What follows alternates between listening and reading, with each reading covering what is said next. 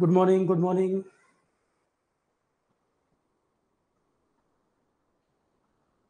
Audio video एक बार आप confirm कर दें, ठीक आ रहा है सभी को?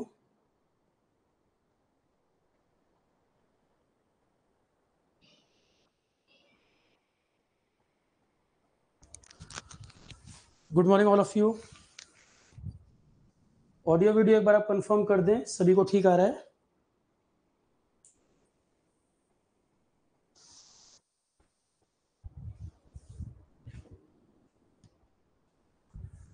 तो अगला टॉपिक है हमारा प्रोजेक्ट मैनेजमेंट। अब ये वाला सब्जेक्ट ओनली इंजीनियरिंग सर्विसेज वाले जो स्टूडेंट हैं उन्हीं के लिए है। प्रोजेक्ट मैनेजमेंट में पहले हम डिस्कस कर लें सब्जेक्ट का नेचर किस तरह का है, कितना हमको इसमें टाइम देना चाहिए, प्लान कैसे करना चाहिए। तो अब जैसे नवंबर स्टार्ट हो गया तो ईएससी जो बच्चे अपीयर करने जा रहे हैं, क्या तैयारी होना चाहिए, किन सब्जेक्ट को फोकस करना चाहिए। स्टार्टिंग में भी बताया था मैंने, जब बैच हमने शुरू किया था एक बार पूरा ओरिएंटेशन सेशन रखा था मैंने। फिर से एक बार मैं थोड़ा सा आपको आइडिया दे दूं। ईएससी 2024 प्रीलिम्स और काफ़ी तैयारी बच्चों की हो चुकी होगी आप लोगों की। तो जो भी कंसर्न है, जो भी क्वेरीज हैं वो भी पूछ लीजिए।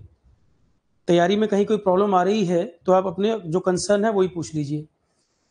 जैसा कि मैंने बताया था, सबसे पहला सब्जेक्ट मैथमेटिक्स और एप्टी, ये जरूर रेडी करो। चारों ब्रांच में से किसी भी ब्रांच के हैं, मैथ्स और एप्टी पहले रेडी करना है, क्योंकि वेटेज आप देख रहे हैं सबसे ज्यादा वेटेज इसी का आ रहा है। सबसे ज्यादा जो क्वेश्चन है यही से पूछ रहे हैं और इंजीनियर सबसे ज्यादा कंफर्टेबल इसमें होंगे। मतलब मैथ्स एप्टी का क्वेश्चन आएगा तो आपको ऐसा नहीं फील होगा कि आपने कभी सुना ही ना हो या एक आध क्वेश्चन कहीं बहुत टफ लग जाए। पर इंजीनियरिंग स्टूडेंट के लिए आईआईटी जेईई की भी तैयारी कर चुके, बीटेक भी कर चुके, गेट भी दे रहे होंगे काफी लोग, प्लस यहाँ पे भी मैथ्स एप्टी सर ने अच्छा कराया है। अब जो बिगिनर स्टूडेंट है उन्होंने पढ़ भी लिया होगा।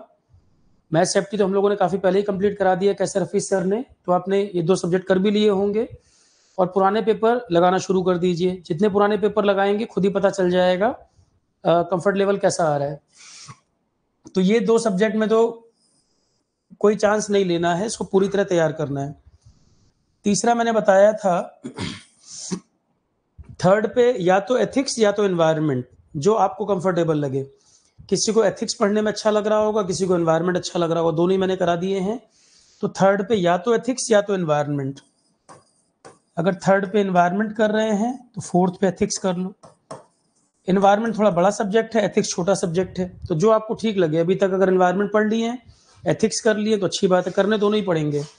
तो टाइम के हिसाब से जो जिस समय जिसकी तैयारी कर रहा है वो टाइम के हिसाब से देख ले। ये दोनों सब्जेक्ट भी कर सकते हैं, ईजी है।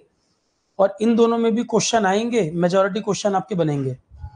इनमें भी जो क्वेश्चन आएंगे मेजोरिटी क्वेश्चन आपके बनेंगे, प्रीवियस ईयर आपने उठा के देखे हो, या जो कुछ मैंने एनवायरनमेंट वगैरह क्वेश्चन करवाए भी थे वहां भी आपने देखा हो। यूपीएससी तक के भी क्वेश्चन, सिविल सर्विसेज के भी प्रीलिम्स के अगर लगाओगे एनवायरनमेंट आपका तो भी बनेगा, इतना कराया हुआ है। ठीक है, ये चार सब्जेक्ट हो गए, एक ये स्कोरिंग पार्ट हो गया। और 200 में से 90 प्लस का स्कोर जो भी कर रहा है वो अच्छा स्कोर है। अभी तक का जो ईएससी का ट्रेंड रहा है, 200 में से 90 प्लस अगर आप ला रहे हैं तो जीएस की वजह से सिलेक्शन नहीं रुकेगा। जीएस के लिए सेफ स्कोर है 90 प्लस। इस बार तो सीटें और कम है, सीटें भी घट गई हैं सब मिलाकर। तो 90 प्लस नॉन टेक में एक अच्छा स्कोर है। 94 आ जाए, 95 आ जाए, बस ध्यान रखना है निगेटिव ज्यादा नहीं करना। निगेटिव ज्यादा कर दोगे तो प्रॉब्लम हो जाएगी। ठीक है, ये चार सब्जेक्ट हो गए। इसके बाद ये चार तो सब ब्रांच के लिए करने ही है, सारी ब्रांच के लिए कॉमन है और इजी भी है। ये दोनों हफीज सर ने कराए, ये दोनों मैंने कराए, तो आपको उसमें कहीं दिक्कत भी आने की कोई गुंजाइश नहीं है। अच्छी तैयारी है इसमें।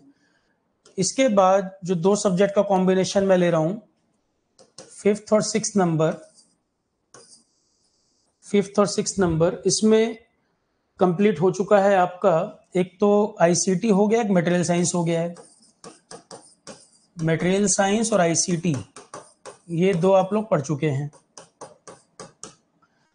आईसीटी ईसी इलेक्ट्रिकल वालों को ज्यादा आसान पड़ेगा, ज्यादा इजी पड़ेगा कम्युनिकेशन वालों को। हालांकि मैंने कोशिश की है कि समझ में सबको बराबर आ जाए, पर क्योंकि इलेक्ट्रॉनिक्स कम्युनिकेशन वाले कम्युनिकेशन पूरा एरिया ही पढ़ते हैं वो लोग, तो उनको थोड़ा ज्यादा आसान पड़ता है आईसीटी। और मटेरियल साइंस में भी जो इलेक्ट्रॉनिक्स वाला पार्ट है मटेरियल साइंस का, वो भी ईसी वालों को आसान पड़ेगा, ईसी इलेक्ट्रिकल को। जो मैकेनिकल का पोर्शन है मटेरियल साइंस में, वो मैकेनिकल वालों को इजी पड़ेगा, सिविल वालों को ये टफ लग सकता है। तो सिविल वालों को अगर ये दोनों टफ लग रहे हैं तो वो चाहे तो इसकी जगह प्रोजेक्ट मैनेजमेंट कर सकते हैं, क्योंकि पर्ट सीपीएम वगैरह का टॉपिक जो है फेमिलियर है सिविल वालों के लिए, वो आसान पड़ता है। चाहे तो इसकी जगह प्रोजेक्ट मैनेजमेंट पहले कर लें वो। तो ब्रांच टू ब्रांच डिसाइड कर सकते हैं, जो आपको आसान पड़े उसको पहले करिए। नेगेटिव ज़्यादा मत करके आना, क्योंकि नेगेटिव के चक्कर में मार्क्स गड़बड़ होंगे। इजीली आपका 90 स्कोर आ रहा होगा, ज़्यादा के चक्कर में नेगेटिव करेंगे पहुंच जाएंगे 70 के नीचे। हर बार यही होता है इसमें, ठीक है। क्योंकि यहाँ का जीएस कोई ट्रेडिशनल जीएस नहीं है, हिस्ट्री पॉलिटी ज्योग्राफी उस तरह का एरिया नहीं है। क्वेश्चन बनाने वाले को भी नहीं पता वो क्या पूछ रहा है, ठीक है। तो जहां पर सर्टेनिटी ज्यादा है, प्रोबेबिलिटी जहां पर ज्यादा है, उसके हिसाब से हम सब्जेक्ट को लेकर चलें। इतने हो गए। अब आपका बचा एक सब्जेक्ट आपका प्रोजेक्ट मैनेजमेंट। जिस बच्चे को अगर आईसीटी में प्रॉब्लम हो, हालांकि मैंने कोशिश की है सबको अच्छे समझ में आए, आ गया हो तो आईसीटी को ऊपर रखो। और प्रोजेक्ट मैनेजमेंट सिविल वाले को ज्यादा आसान लग रहा है कि सर मुझे ज्यादा इजी पड़ रहा है, वो चाहे तो मटेरियल साइंस के ऊपर रखे, जो जिसकी ब्रांच को सूट कर रहा है, क्योंकि सब्जेक्ट हो चुके हैं, अब आप अंदाजा लगा सकते हैं। प्रोजेक्ट मैनेजमेंट के लिए इसमें पर्ट सीपीएम का जो टॉपिक है वो मैकेनिकल सिविल को पढ़ते हैं, वो लोग गेट में भी आता है। इसी इलेक्ट्रिकल के लिए थोड़ा सा अलग लगेगा सब्जेक्ट ये। प्रोजेक्ट मैनेजमेंट अभी हम शुरू करने जा रहे हैं, तो प्रोजेक्ट मैनेजमेंट इसी इलेक्ट्रिकल को समझाऊंगा। जैसे आईसीटी मान लो ईसी वालों को आसान लग रहा था, प्रोजेक्ट मैनेजमेंट मैकेनिकल सिविल को ज्यादा आसान लगेगा, ठीक है, क्योंकि हर कोई ना कोई ब्रांच की तरफ इंक्लाइंड है सब्जेक्ट। प्रोजेक्ट मैनेजमेंट के बाद फिर आपका रह रहा है standard and quality. Standard and quality कुछ दिन से मैं प्रयास कर रहा था कि मैकेनिकल में कोई एक्सपीरियंस टीचर हो वही कराएं, क्योंकि स्टैंडर्ड क्वालिटी इसमें कराने को मैं स्टैंडर्ड क्वालिटी करा देता आपको, पर इसमें कुछ टॉपिक आपके मैकेनिकल साइड के हैं। जैसे टू बी वेरी ऑनेस्ट अगर कहा जाए तो स्टैंडर्ड एंड क्वालिटी में आपका ये इंडस्ट्रियल इंजीनियरिंग जो मैकेनिकल का पार्ट है, उसी में से अलग करके ये टॉपिक आपका जीएस में डाला गया था। प्रोजेक्ट मैनेजमेंट तो जनरल टॉपिक है, उसमें कोई प्रॉब्लम नहीं, पर स्टैंडर्ड एंड क्वालिटी मैकेनिकल का इंडस्ट्रियल इंजीनियरिंग का जो टॉपिक है वहां से ये अलग किया गया था, ये स्टैंडर्ड क्वालिटी। तो प्रीवियस ईयर में मैंने देखा कहीं कहीं कुछ न्यूमेरिकल भी आ गया, ठीक है। तो स्टैंडर्ड एंड क्वालिटी में 6 सिग्मा है, टीक्यूएम है, ये सब तो इजी टॉपिक हैं। तो मैं ये सोच रहा था कि मैकेनिकल का कोई फैकल्टी हो जो आपका ये इंडस्ट्रियल का जो पोर्शन है ये पूरा कवर कर दे। कहीं जब एक बार सब्जेक्ट कंप्लीट हो जाए तो संडे से इसको शुरू करा रहे हैं, और डेली बेसिस पे रिकॉर्डिंग, मतलब पहले क्लास होगी उसकी रिकॉर्डिंग होगी ताकि टेक्निकल कोई इशू ना आए, उसके बाद वो अपलोड होगा डेली बेसिस पे। मतलब ये कोई पुराने लेक्चर्स नहीं है, ये मत दिमाग में रखिएगा। अभी मैं इसको स्टार्ट करवा रहा हूँ संडे से, तो रेगुलर लेक्चर्स आते जाएंगे और वो प्रॉपर लेक्चर बन के रिकॉर्ड होके रेंडर होके तब वो शाम तक अपलोड हो जाएगा। ये नए लेक्चर्स होंगे और मैकेनिकल के फैकल्टी से करवा रहे हैं, ठीक है। कुछ टॉपिक 6 सिग्मा या टीक्यूएम में मैं देख लूंगा कि मेरे सेटिस्फेक्शन लेवल के हिसाब से वो कवर हुआ कि नहीं तो फिर वो टॉपिक मैं कहीं पर कवर करूंगा। हालांकि आप निश्चिंत रहें, एक्सपीरियंस फैकल्टी अच्छा कराएंगे इसको स्टैंडर्ड क्वालिटी को, क्योंकि ये मैकेनिकल की तरफ का एरिया ज्यादा है, इसलिए मैं चाह रहा हूँ मैकेनिकल का फैकल्टी कराए। तो पहले क्लासेस इसमें होने दीजिए, अच्छा रहेगा। मैकेनिकल का एरिया ज्यादा है, मैकेनिकल के ही टीचर कराएं इसको।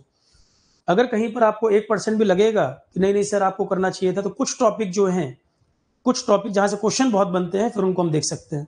पर फिलहाल मैकेनिकल का ही मेरा वो है टारगेट कि मैकेनिकल वाले ही करें, क्योंकि प्योरली मैकेनिकल साइड का ही सब्जेक्ट है।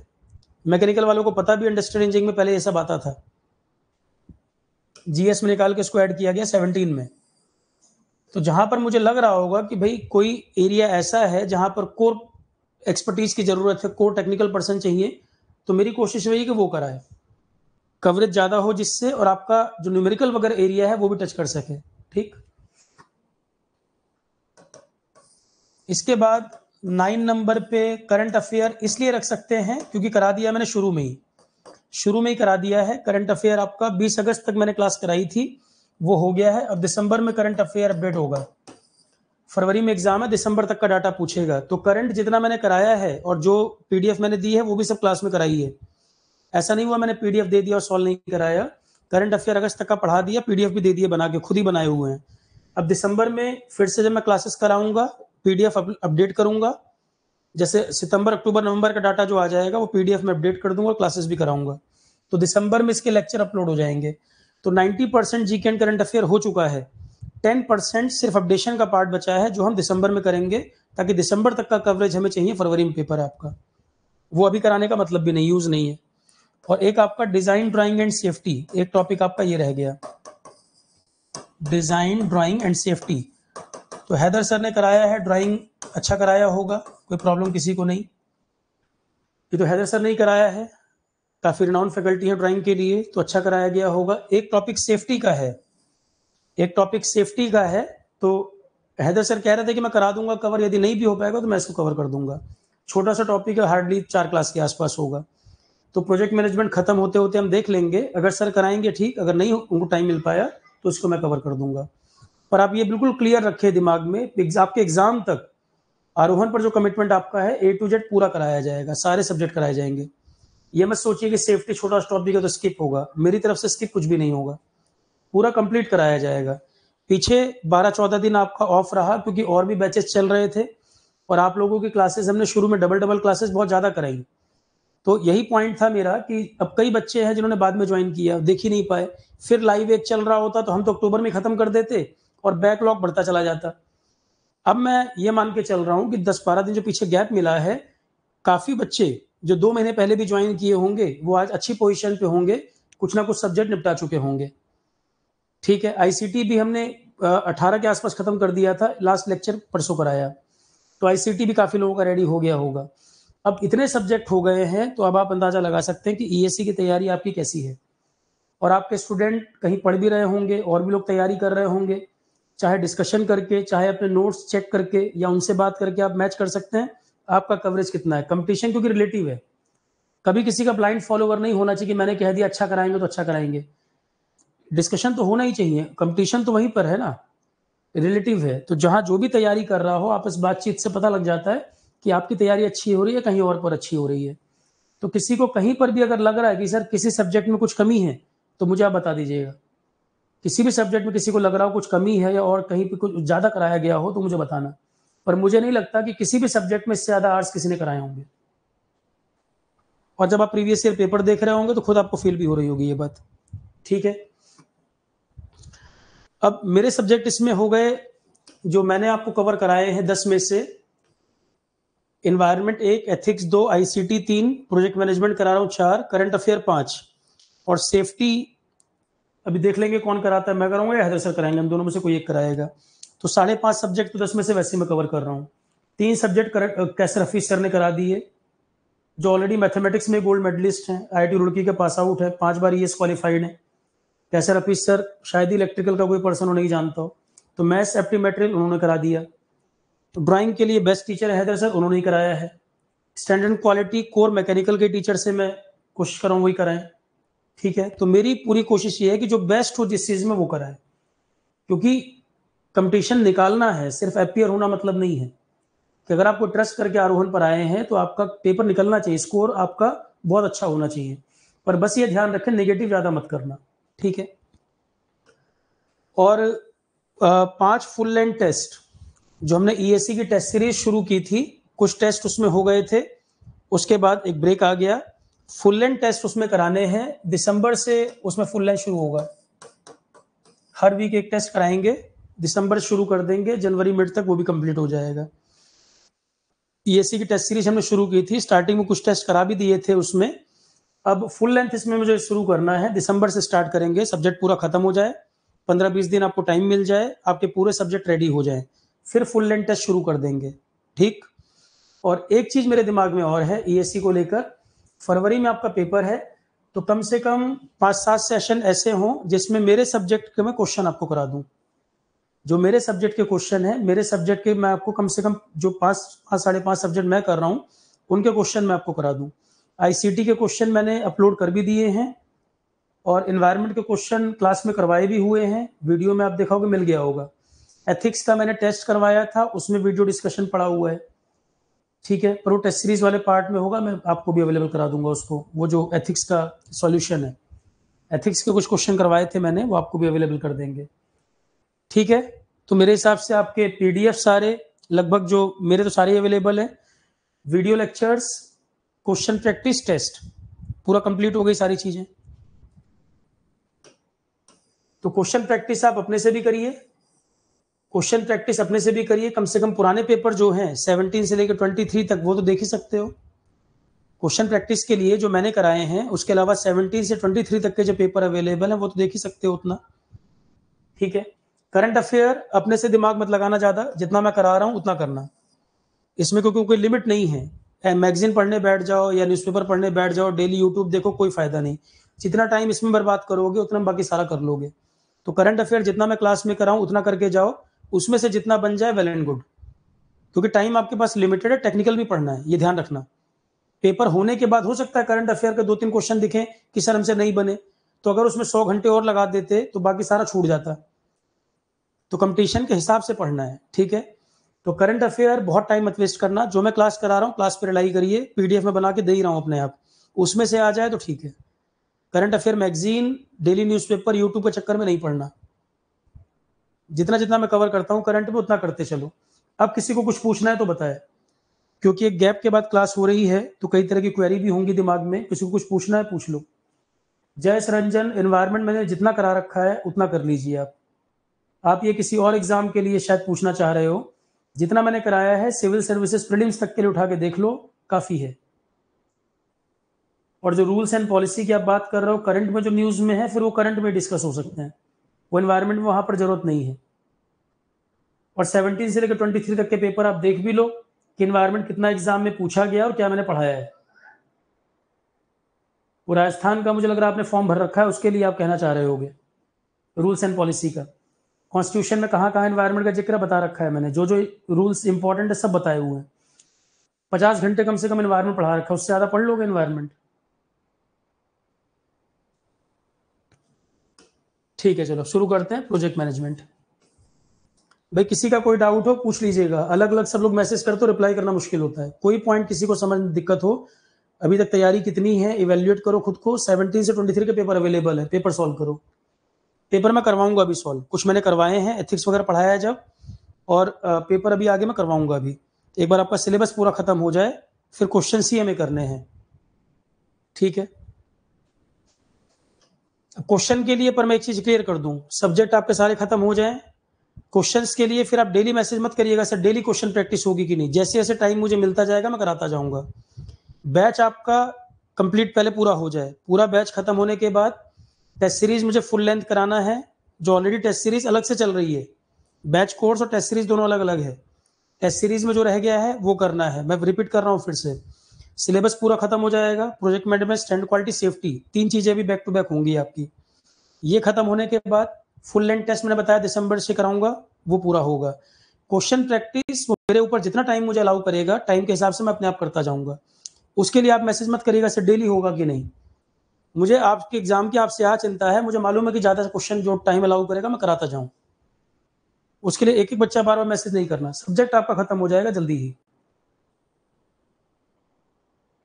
राजस्थान का रूल्स एंड पॉलिसी जो पूछ रहे हैं, मैंने बताया हुआ है कि जितना इन्वायरमेंट मैंने पढ़ा रखा है वो बहुत है। पर राजस्थान का जो एक एग्जाम है उसमें इन्वायरमेंट आ रहा है, सुन लो। उसमें इन्वायरमेंट आपका 2 पार्ट है, एक तो इन्वायरमेंट आपका जीएस वाला है और एक इन्वायरमेंटल इंजीनियरिंग है जो सिविल वाले पढ़ते हैं। उसमें इन्वायरमेंट के 2 पोर्शन है, इन्वायरमेंट का जीएस और इन्वायरमेंटल इंजीनियरिंग। इन्वायरमेंटल जीएस की जहां तक बात है, जितना मैंने कराया है, उसके अलावा कोई टॉपिक आपको ढूंढने हैं तो 2 अच्छी किताबें अवेलेबल है। एक आती है environmental studies from crisis to cure, ये इसके लिए नहीं बोल रहा हूं मैं, राजस्थान का स्टेट का एक फॉर्म आया हुआ है उसमें इन्वायरमेंट का वेटेज ज्यादा है, तो उसके लिए मैंने जो पढ़ा रखा है इन्वायरमेंटल जीएस और इन्वायरमेंटल इंजीनियरिंग, सिविल वालों का टॉपिक है, ये यहाँ दोनों से पूछ रहा है वो। और इन्वायरमेंटल स्टडीज में मेरे पढ़ाने के अलावा कुछ टॉपिक अलग से अगर उसमें दिखें तो environmental studies from crisis to cure, ये एक बुक आती है, अच्छी किताब है एनवायरनमेंट के लिए, आर राजगोपालन ऑथर है इसके। हालांकि कुछ ही चीजें मिलेंगी जो मेरे पढ़ाने के अलावा उसमें होंगी। आर राजगोपालन, ये अच्छी किताब है, ये देख सकते हैं। एक दूसरी किताब नेशनल ओपन स्कूल, ये तो ऑनलाइन पीडीएफ भी मिल जाएगी आपको, NIOS की आती है एनवायरमेंटल स्टडीज, क्लास 11th की है शायद, 11th या 12th की बुक है, ऑनलाइन पीडीएफ भी मिल जाएगा इसका। तो environmental studies crisis to cure, R Rajagopalan, एक ये बुक अच्छी है। एक नेशनल ओपन स्कूल NIOS की आती है एनवायरमेंटल स्टडीज, ये ऑनलाइन पीडीएफ भी अवेलेबल है, यूएस वाली। तो दोनों अच्छी किताबें हैं, कोई एक ले लो। ये तो पीडीएफ फ्री पड़ी हुई है ऑनलाइन, सिलेबस से मैच करके टॉपिक चाहे तो निकाल लो, या ये बुक ले लो, दोनों में कोई एक। तो ये दोनों में से मिला के सारे टॉपिक आपके जो राजस्थान स्टेट वाले में आ रहे हैं जीएस के एनवायरनमेंट में, वो कवर हो जाएंगे। एनवायरनमेंट का जीएस का जो पोर्शन आ रहा है, मेरे पढ़ाने के अलावा जो टॉपिक आपको चाहिए वो यहाँ से कवर हो जाएंगे आपके। ठीक है, कोई और कंसर्न? अब सब्जेक्ट शुरू करूं मैं? कोई भी पॉइंट किसी को पूछना है कुछ और, शुरू करें। और पेपर आप लोग 17 से 23 तक के देखना शुरू कर दीजिए। कम से कम एथिक्स वगैरह देख सकते हैं, एथिक्स तो मैंने कराया भी था सॉल्व। एनवायरनमेंट देख सकते हैं।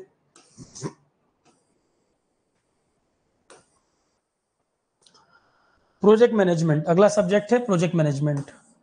अब किसी बच्चे की तैयारी बहुत अच्छी है, कुछ ओल्ड स्टूडेंट हैं जो ऑलरेडी कई सब्जेक्ट पढ़ चुके हैं, कहीं और से पढ़ चुके हैं। प्रोजेक्ट मैनेजमेंट में मुझे जो सोर्स पसंद आया, लास्ट ईयर में जिस इंस्टीट्यूट में पढ़ा रहा था उसमें कराया भी था मैंने, 2 बैच कराए थे इसके प्रोजेक्ट मैनेजमेंट। मैंने जो पूरा इसको सब्जेक्ट को एक्सप्लोर किया, मैं ये क्लियर कर दूं, प्रोजेक्ट मैनेजमेंट अब जैसे 12-13 साल से मैं पढ़ा रहा हूँ। 17 में ईएस का सिलेबस बदला था, तो इन्वायरमेंट, करंट अफेयर, आईसीटी, ये सब तो मैं पढ़ाता रहा हूँ। ठीक है, पर ये सब्जेक्ट आपका जो प्रोजेक्ट मैनेजमेंट, ये मैंने लास्ट ईयर पहली बार पढ़ाया था। लास्ट ईयर 2 बैच कराए थे, पहली बार कराया था। तो इसको मेरे को क्या अप्रोच समझ में आई इस सब्जेक्ट में, वो भी शेयर करना जरूरी है। जब मैंने इसको एक्सप्लोर किया, आपके ईएस के पुराने पेपर वगैरह भी देखे, पूरा पैटर्न देखा, तो इसमें जो मुझे सबसे अच्छे सोर्स मिले, एक तो किताब इसमें आती है प्रोजेक्ट मैनेजमेंट बाय जोसेफ हिग्नी। बहुत किताबें अवेलेबल हैं, पर मुझे ज्यादातर किताबें नहीं ठीक लगी। ये किताब अच्छी है। एक तो छोटी किताब है, मतलब आप मानो कंटेंट इसमें प्रोजेक्ट मैनेजमेंट का 210 पेजेस का होगा हार्डली। एक तो बहुत बल्कि बुक नहीं है, छोटी किताब है। तो ऑलरेडी किसी की बाकी सब्जेक्ट अच्छी कमांड हो, टाइम मिल रहा है, वो नॉवल की तरह कोई बुक भी पढ़ सकता है अगर, तो वो जोसेफ हिग्नी चाहे तो देख सकता है। क्लासेस में तो पूरा कराऊंगा ही मैं, पर किसी को चाहिए कि सर मुझे कोई बुक सोर्स भी चाहिए या बुक पढ़ना बड़ा पसंद है, तो जोसेफ हिग्नी एक बुक आती है प्रोजेक्ट मैनेजमेंट, देख सकते हैं। और एक किताब इसकी जो काफी ज्यादा पॉपुलर बुक भी है और ठीक भी है, हालांकि उसमें सेम टॉपिक का रिपीटेशन बहुत बार है, के नागराज। के नागराज, मैं जो क्लास नोट्स आपको प्रोवाइड कर रहा हूं वो इन 2 बुक को ध्यान में रख के, जोसेफ हिग्नी और के नागराज। मैंने जो नोट्स प्रिपेयर किए थे, और लास्ट तक पूरा कंप्लीट नोट्स जो मैंने प्रिपेयर किए थे इसमें मेरे खुद के बनाए हुए थे, जोसेफ हिग्नी और के नागराज। मैंने इन दो बुक को रेफर किया है। उसमें भी ज्यादा के नागराज का एरिया ज्यादा है, क्योंकि कंप्रहेंसिव बुक है, नंबर ऑफ टॉपिक ज्यादा कवर्ड है इसमें। काफी लोगों को पता होगा, सेमेस्टर में भी चलती थी के नागराज, टीबीएल में मिलती थी बुक, न्यू एज पब्लिकेशन की है। तो के नागराज मैंने इसको ज्यादा इसको रेफर किया, और कुछ टॉपिक इससे हैं। इन दोनों को ध्यान में रख के मैंने बनाया है। और भी किताबें हैं, एक किताब आती है हैरिसन बर्नेस। हैरिसन बर्नेस एक बुक आती है, एक प्रसन्ना चंद्रा आती है। तो किताबें लिस्ट बनाने का तो कोई मतलब नहीं है, लिस्ट बनाने का कोई मतलब नहीं। आप सिंपली क्या कर सकते हैं, क्लास में करा रहा हूं, क्लास पे फोकस करिए, ए टू जेड सारी चीजें क्लास में आपको मिल जाएंगी। और कोई एक बुक साइड में अगर सप्लीमेंट के तौर पे पढ़ना चाहो, तो पतली बुक है जोसेफ हिग्नी, ये देख सकते हो। इसकी भी ऑनलाइन पीडीएफ मिल जाएगी आपको, परचेज भी करने की जरूरत नहीं है, ऑनलाइन पीडीएफ अवेलेबल है। क्लियर है? मैंने जो नोट्स बनाने को ध्यान रखा है वो के नागराज और जोसेफ हिग्नी दोनों को ध्यान रख के बनाया है। ज्यादा एरिया इसका है के नागराज का, क्योंकि पेपर भी कोई बनाएगा तो स्टैंडर्ड बुक ही उठाएगा। तो मेरे हिसाब से क्लास नोट्स काफी होंगे। किसी के पास कम टाइम है, टेक्निकल बहुत पढ़ना है, कोई बुक के चक्कर में ना पड़े, क्लास फॉलो कर लें। टाइम पे डिपेंड करेगा, कोई बिगिनर है, पहली बार पढ़ रहा है, टाइम कम है, टेक्निकल ज्यादा पढ़ना है, तो क्लास जो है वो सफिशियंट है। कोई बच्चा लास्ट ईयर से तैयारी कर रहा है, एक बार सब पढ़ चुका है, टाइम उसको अलाउ कर रहा है कि कोई बुक भी साथ में वो देख सकता है, तो केवल जोसेफ हिग्नी देख ले, बाकी कोई नहीं। दोनों के लिए बता दिया मैंने, बिगिनर है, टाइम कम है, ओनली क्लास। और नोट्स मैंने बनाई दिए हैं, के नागराज ऑलरेडी कवर कर रहा है नोट्स आपका, प्लस इसको भी कवर कर रहा है। और किसी को टाइम अलाउ कर रहा है तो जोसेफ हिग्नी वो देख सकता है। क्योंकि प्रोजेक्ट मैनेजमेंट में जो क्वेश्चन आ रहे हैं आप मान के चलो 50% क्वेश्चन तो ऐसे हैं जो डायरेक्ट क्वेश्चन आपको मिल जाएंगे, और 50% ऐसे हैं जो बुक पढ़ने के बाद भी नहीं मिलेंगे। आप कोई किताब पढ़ लो, 50% क्वेश्चन ऐसे हैं जो कहीं से भी नहीं मिलेंगे। जब गंदे क्वेश्चन बनाने पे आ रहा है ईएस में, तो उन क्वेश्चनों में किसी को हवा भी नहीं लगेगी। 2 सब्जेक्ट में ऐसा है, project management, standard quality. Project management और स्टैंडर्ड क्वालिटी अगर एक्सपेक्टेड एरिया पूछ दे, जैसे प्रोजेक्ट मैनेजमेंट में प्रोजेक्ट के बारे में पूछ दे, प्रोजेक्ट की लाइफ साइकिल क्या क्या होती है, स्टेजेस क्या क्या होती हैं, एक अच्छे प्रोजेक्ट मैनेजमेंट में क्वालिटीज क्या क्या होती हैं, सॉफ्ट स्किल क्या है, हार्ड स्किल क्या है, पर्ट सीपीएम के बारे में, तो ये एक्सपेक्टेड एरिया है कि प्रोजेक्ट मैनेजमेंट में ये कवर होता ही होता है। प्रोजेक्ट मैनेजमेंट में ये पढ़ाना ही पढ़ाना है, तो वो क्वेश्चन बनेंगे। अब जानबूझ के ऐसा कोई नाम पूछ दे जो बिल्कुल सुना ही ना हो कभी, तो वो नहीं बनेंगे। जैसे आपका 1920 का कोई एक पेपर हुआ था, वो ईएस का सबसे गंदा पेपर था, और जो गंदे क्वेश्चन आए थे, जो टेढ़े मेढ़े क्वेश्चन आए थे, वो इन्हीं 2 एरिया से आए थे, प्रोजेक्ट मैनेजमेंट, स्टैंडर्ड क्वालिटी। ये भी एक कारण है कि इन दोनों सब्जेक्ट को मैंने लास्ट में रखा है, कि स्टार्टिंग का टाइम, जब आपके पास टाइम अच्छा था, तो शुरू के सब्जेक्ट जो है वो निकाल लिए हमने, जो ज्यादा इंपॉर्टेंट थे, पढ़ोगे और एग्जाम में बनेंगे। ऑर्डर भी मैंने वही फॉलो किया है। Project management, standard quality last में ले जाने का कारण यही है कि बहुत पढ़ने के बाद भी बहुत ज्यादा क्वेश्चन बन जाए, ये गारंटी नहीं है। तो जिस सब्जेक्ट का जो नेचर है, मैंने बताया, एनवायरमेंट एथिक्स ज्यादा से ज्यादा बनेगा, मैथ सेफ्टी ज्यादा से ज्यादा बनेगा। प्रोजेक्ट मैनेजमेंट, स्टैंडर्ड क्वालिटी, मैं ऑलरेडी कह रहा हूँ 50% तक, पेपर के ट्रेंड को देखते हुए 50% तक कह सकते हैं कि आपके क्वेश्चन बनेंगे। बाकी 20 वाले पेपर में गंदा पूछा था, 1-2 क्वेश्चन, मतलब 6 क्वेश्चन थे, 2-3 बने होंगे, 2-3 नहीं बने होंगे, इस तरह से था। इसी तरह स्टैंडर्ड क्वालिटी में देखो, मैं टॉपिक भी बोल देता हूँ आपको। जैसे स्टैंडर्ड एंड क्वालिटी है, टीचर भी जब क्लास कराए ना, तो वो, हालांकि मैंने बोल दिया है कि डिटेल में कराएं, पर 6 सिग्मा TQM, अब 6 सिग्मा में हर बार बोल के भेजता हूँ, ठीक से पढ़ के जाना। पिछली बार 3 क्वेश्चन इसी पे थे, 6 सिग्मा पे, लास्ट ईयर 3 क्वेश्चन थे इसके ऊपर, TQM और ISO। ये तो अच्छे से पढ़ना ही पढ़ना है, ये 3 टॉपिक तो डिटेल में पढ़ने ही पढ़ने, 6 सिग्मा, TQM, ISO आएगा ही आएगा, फिर एक आध क्वेश्चन मिलेगा इस पर। तो स्टैंडर्ड क्वालिटी जब कराए, वो ऑलरेडी कराएंगे भी, मैंने भी कह दिया, और आप भी अपनी तरफ से एक बार कहिएगा सर जब कराए तो डिटेल में इसको कराएंगे, इसको और अच्छी तरह से कवर करें, क्योंकि यहां से क्वेश्चन बन रहा है, बार बार क्वेश्चन आ रहा है। ठीक है, मैकेनिकल सिविल वाले, उनको आसान पड़ेगा, प्रोजेक्ट मैनेजमेंट भी और ये स्टैंडर्ड क्वालिटी भी। पर इसका मतलब ये नहीं बाकी लोग नहीं करें, बाकी लोग भी करें, टाइम वेस्ट ना करने की बजाय क्लास पे ध्यान दें। ठीक, टॉपिक शुरू करते हैं, प्रोजेक्ट मैनेजमेंट। देखो, सबसे पहली बात तो क्या है, एक वर्ड है प्रोजेक्ट, एक वर्ड है प्रोसेस, और एक वर्ड है मैनेजमेंट।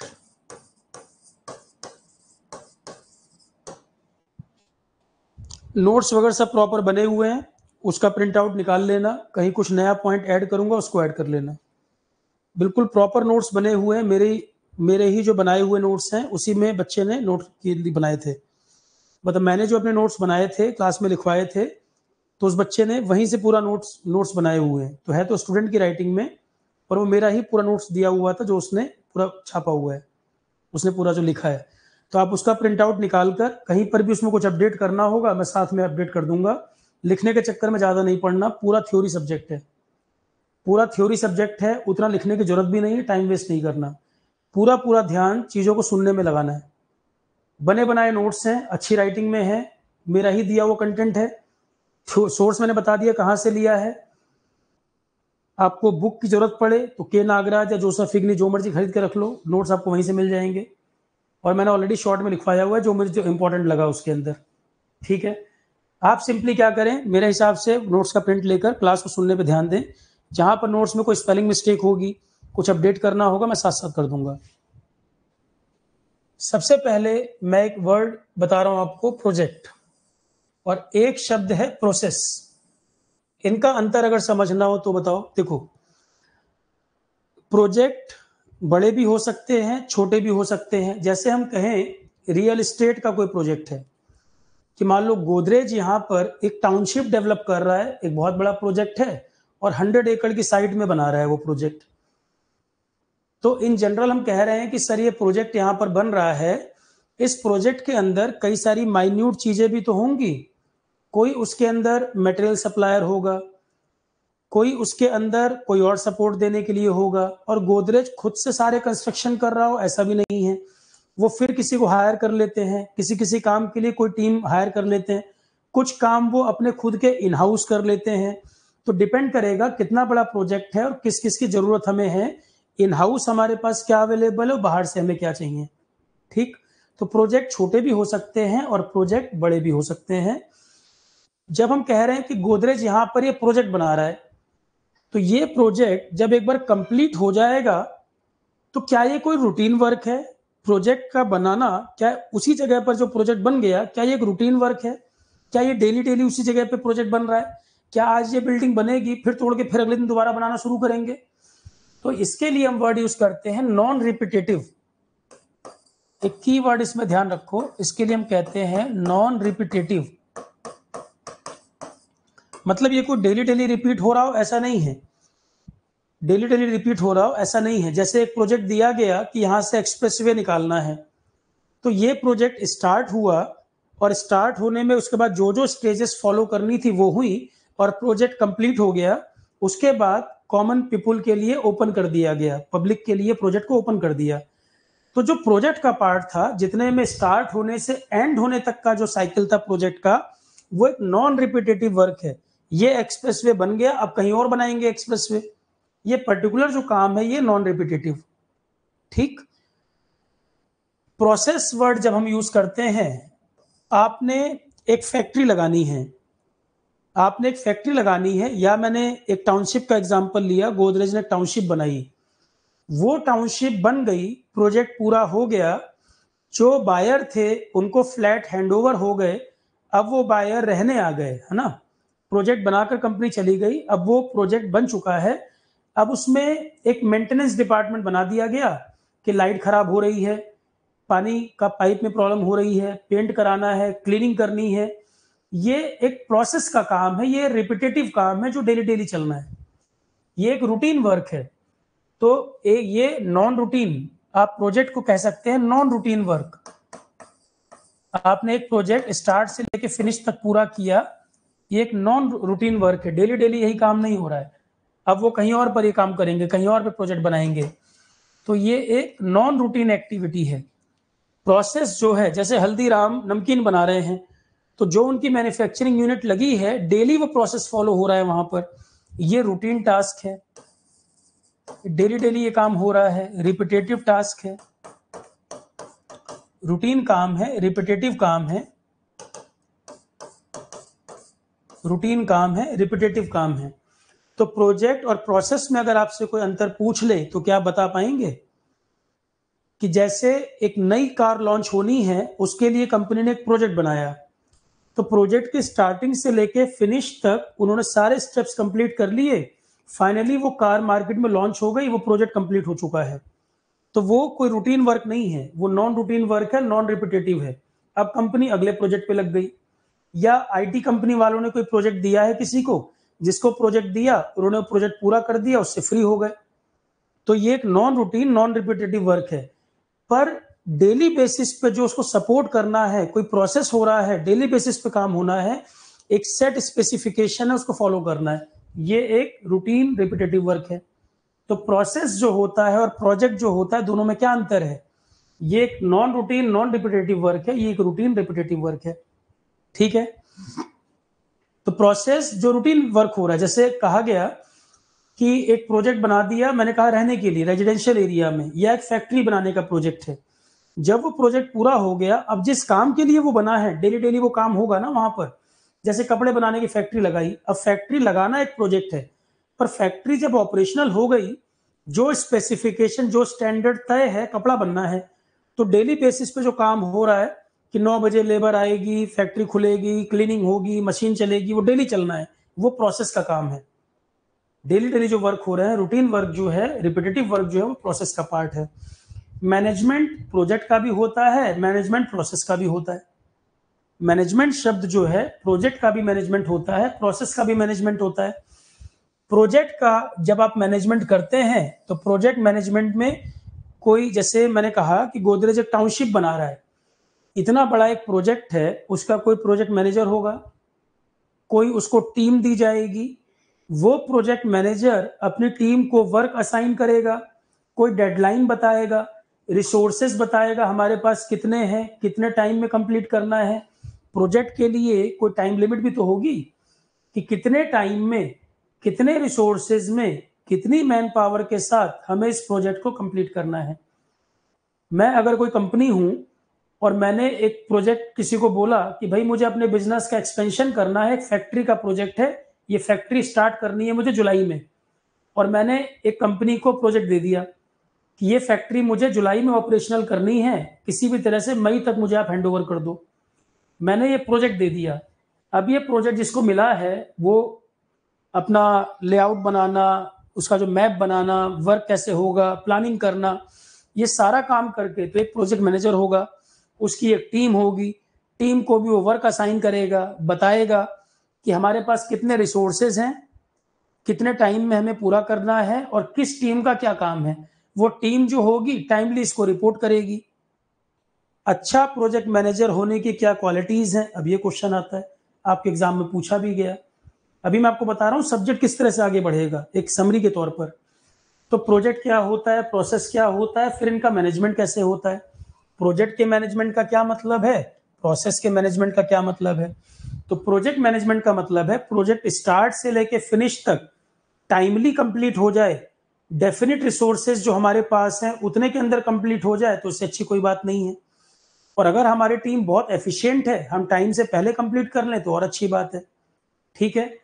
अब प्रोजेक्ट भी कई प्रकार के, कई कंपनी होती हैं जिनकी मार्केट वैल्यू, गुडविल बहुत अच्छी है कि आप उनको प्रोजेक्ट देकर बिल्कुल निश्चिंत हो जाते हैं कि अब ये कंपनी का ट्रैक रिकॉर्ड बहुत अच्छा है, पास्ट में इन्होंने बड़े अच्छे प्रोजेक्ट किए हैं, भले वो मार्केट से थोड़ा 2 पैसे महंगे भी ले रहा हो और आप अफोर्ड कर सकते हो तो आप उन्हीं के पास जाओगे क्योंकि क्वालिटी है वहां पर, वो क्वालिटी इंश्योर कर रहा है। और कोई बिल्कुल नया होगा तो आप फेथ नहीं कर पाते कई बार। प्रोजेक्ट में भी आप किसको प्रोजेक्ट दे रहे हैं वो डिपेंड करेगा आपकी कैपेसिटी कितनी है पे करने की और सामने वाले की गुडविल भी कैसी रही है मार्केट में।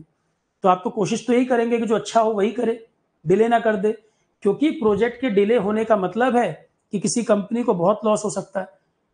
कि मैंने कहा कि जुलाई में मुझे फैक्ट्री शुरू करनी है और दिवाली तक मुझे प्रोडक्शन करके मार्केट में चीज को लाना है और दिवाली में मेरा बहुत अच्छा प्रॉफिट होना है, बहुत अच्छा बिजनेस होने वाला है और जुलाई तक मुझे ये कंप्लीट करके दो।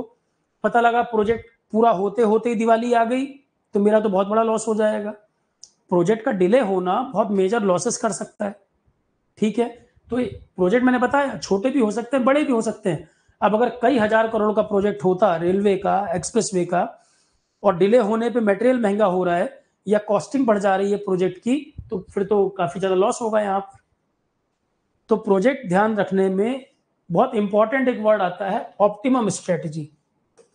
और केवल प्रोजेक्ट के लिए क्यों, ये तो हमारी डे टू डे लाइफ में भी इस वर्ड का बड़ा महत्व है। ये भी आपके एग्जाम में क्वेश्चन आया, ऑप्टिमाइजिंग स्ट्रेटजी का क्या मतलब है। क्वेश्चन में देखो बताता जा रहा हूं साथ साथ, इसीलिए ऑप्टिमाइजिंग स्ट्रेटजी।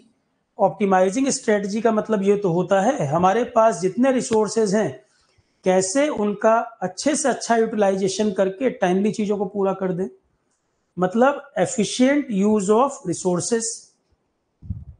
ऑप्टिमम स्ट्रेटजी का मतलब है efficient use of available resources,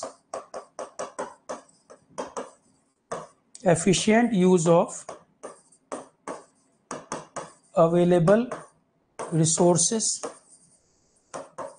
और यदि आप ऐसा करते हैं, अगर जो अवेलेबल रिसोर्सेज, रिसोर्सेज क्या होते हैं, रिसोर्सेज हो सकती है मैन पावर, रिसोर्सेज हो सकता है मटेरियल, रिसोर्सेज हो सकता है मनी, टाइम भी एक रिसोर्स है।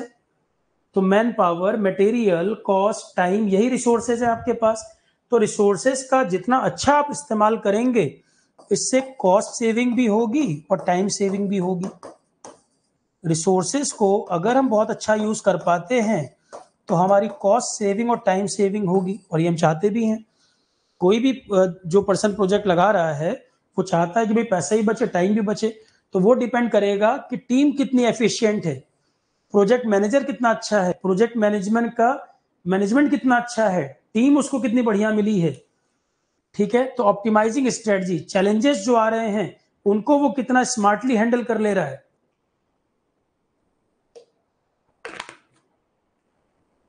अब एक पॉइंट ये भी आता है कि सर ये सब्जेक्ट हमें क्यों पढ़ना है। इंजीनियरिंग सर्विसेज की जो जॉब है, अब तो कई बड़े बड़े डिपार्टमेंट इन्होंने हटा दिए, रेलवे हटा दिया, सीपीडब्ल्यूडी हटा दिया। उन सब डिपार्टमेंट के प्रोजेक्ट इतने बड़े प्रोजेक्ट होते थे, और जो आपकी प्रोफाइल होती थी, इंटरव्यू में बोलते ही थे आप कि सर ये टेक्नो मैनेजरियल जॉब है। टेक्नो मैनेजरियल जॉब है मतलब आप टेक्निकल एक्सपर्ट तो हैं ही, और आपको मैनेजमेंट भी देखना है, दोनों काम हैंडल करने हैं। क्यों इस तरह के सब्जेक्ट इंजीनियरिंग सर्विसेज में डाले गए? क्योंकि नेचर ऑफ वर्क जो है इस पर्टिकुलर जॉब का वो टेक्नो मैनेजरियल है। कि जैसे मान लो अगर कोई बीए वाला पर्सन है और उसको किसी प्रोजेक्ट को आप बोल दो जहां पर टेक्निकल चीजें यूज हो रही हैं, तो फिर तो कॉन्ट्रैक्ट जिनको जा रहा है वो बेवकूफ बना देंगे, 2 की चीज जो है वो 20 की बेचेंगे, और वो बीए वाला पर्सन जान नहीं पाएगा कि एक सिंपल डायोड भी कितने का आता है। पर टेक्निकल पर्सन होगा, एलईडी मान लो आ रही है, किसी प्रोजेक्ट में एलईडी लग रही है, तो उसको तो पता है ना एलईडी की वोल्टेज कितनी है, कॉस्ट कितनी होनी चाहिए, एफिशिएंट कितना है, स्पेसिफिकेशन क्या दे रहा है, स्टैंडर्ड क्या है। टेक्निकल पर्सन इन चीजों को भी जान रहा है और वो मैनेजमेंट को भी अच्छे से कर पाएगा। मतलब किसी चीज का मैनेजमेंट अगर आप उसकी कोर चीज को भी समझते हो तो बेहतर कर पाएंगे। कि जैसे कि मान लो मैं खुद अगर एक टेक्निकल ग्रेजुएट हूं, भले मैं आपको हिस्ट्री पॉलिटी पढ़ा रहा हूं और आप मेरे से एलसीडी वर्ड यूज करोगे, तो मैं पूछूंगा ना उसके स्पेसिफिकेशन के बारे में, क्योंकि मेरा माइंड भी टेक्निकल माइंडसेट है। तो टेक्निकल पर्सन जिसको उस चीज की नॉलेज भी है, उसको आप इजीली फूल नहीं बना पाओगे, बेवकूफ नहीं बना पाओगे। तो वो टेक्निकल चीजों को भी समझ रहा है और उसका मैनेजमेंट वो अच्छा कर सकता है। तो टेक्नो मैनेजरियल जॉब, जिस जॉब का नेचर है कि प्रोजेक्ट मैनेजमेंट आपको पढ़ाया जाए, टेंडर अलॉट करना है, कॉन्ट्रैक्ट अलॉट करना है, कोई वर्क होना है, कोई प्रोजेक्ट आपको इंस्पेक्शन करने जाना है, तो टेक्निकल चीजों को आप समझते होंगे। सिविल वाला सिविल वर्क को जान रहा है, मैकेनिकल वाला मशीनों को समझ रहा है, ठीक है। इसीलिए इस तरह के सब्जेक्ट जोड़े गए हैं कि हिस्ट्री पॉलिटी ज्योग्राफी ये इसमें काम की चीज नहीं है, जिस तरह का जॉब है उस तरह के सब्जेक्ट है।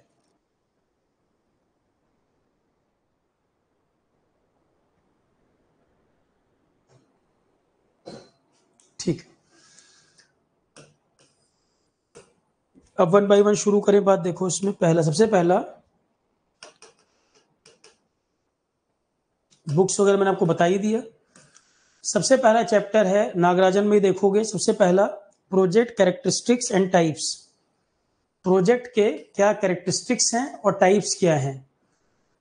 मतलब प्रोजेक्ट की प्लानिंग से लेकर और प्रोजेक्ट को क्लोज करने तक ये सारे स्टेप आएंगे। प्रोजेक्ट की प्लानिंग से लेकर प्रोजेक्ट के क्लोजर तक कंप्लीट करना और उसको क्लाइंट को हैंडओवर करना। प्रोजेक्ट शुरू होना, प्रोजेक्ट कंप्लीट होना और क्लाइंट को हैंडओवर होना, ये सारे स्टेप्स आएंगे।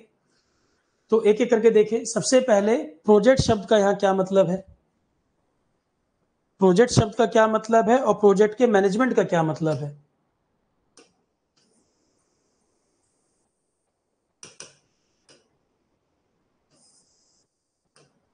देखो,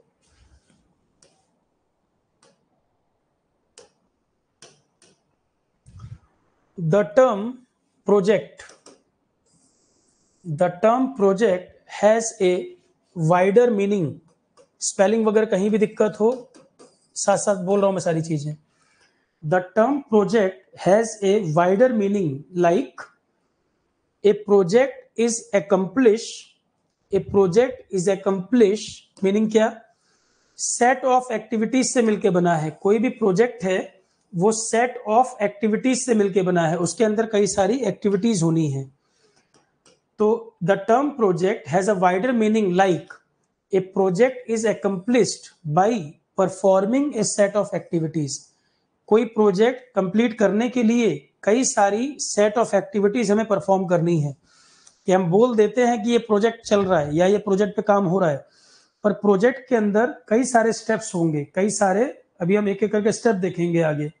कि प्रोजेक्ट की प्लानिंग से लेके क्लोजर से लेके क्लाइंट को हैंडओवर करना, ठीक है। तो प्रोजेक्ट जो वर्ड है इसका एक वाइडर सेंस में मीनिंग है कि प्रोजेक्ट को पूरा करने के लिए हमें कई सारी सेट ऑफ एक्टिविटीज फॉलो करनी पड़ती है, एग्जाम्पल के तौर पे एक घर का कंस्ट्रक्शन करना भी एक प्रोजेक्ट है। एक घर का कंस्ट्रक्शन करना हो तो भी एक प्रोजेक्ट है कि आप उसके लिए पहले पूरा प्लानर वगैरह बनाओगे, सबसे पहले पूरा प्लानर वगैरह बनाओगे, तब जाके किसी को हैंड ओवर करोगे, प्रोजेक्ट शुरू कराओगे। आपके पास कितने रिसोर्सेज हैं, कितने दिन में पूरा करना है, कितनी मैन पावर लगेगी, ये सारा हिसाब किताब प्लानिंग का part. Next is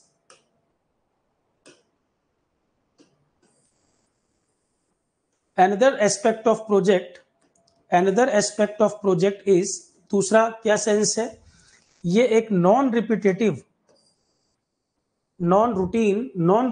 nature of the activities. अभी समझाया मैंने इसका क्या मतलब होता है। तो इंपॉर्टेंट एस्पेक्ट प्रोजेक्ट का ये एक non repetitive nature of the activities. Her project अपने आप में यूनिक है, जैसे ऑटोमोबाइल का प्रोजेक्ट है, कंस्ट्रक्शन का प्रोजेक्ट है, हर प्रोजेक्ट अपने आप में यूनिक है, उसको करने का तरीका, कंप्लीट करने का तरीका अलग है। इवन टाउनशिप ही बनाई जा रही हो, एक बिल्डर अलग तरीके से उसको एग्जीक्यूट करेगा, एक बिल्डर अलग तरीके से करेगा, सबकी अपनी प्लानिंग, अपना एग्जीक्यूशन अलग अलग प्रकार का होता है। तो हर प्रोजेक्ट की अपनी कुछ विशेषता होती है, अपने आप में वो यूनिक है और एक नॉन रूटीन चीज है कि जो प्रोजेक्ट बन रहा है वो रोज नहीं बन रहा है उसी जगह पर। प्रोजेक्ट बनाना एक non routine, non repetitive task है।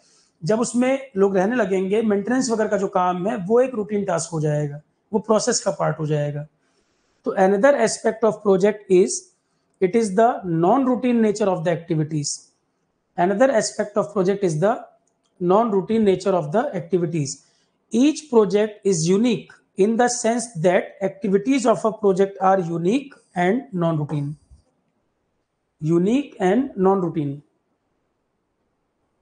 कोई भी प्रोजेक्ट होगा उसको रिसोर्सेस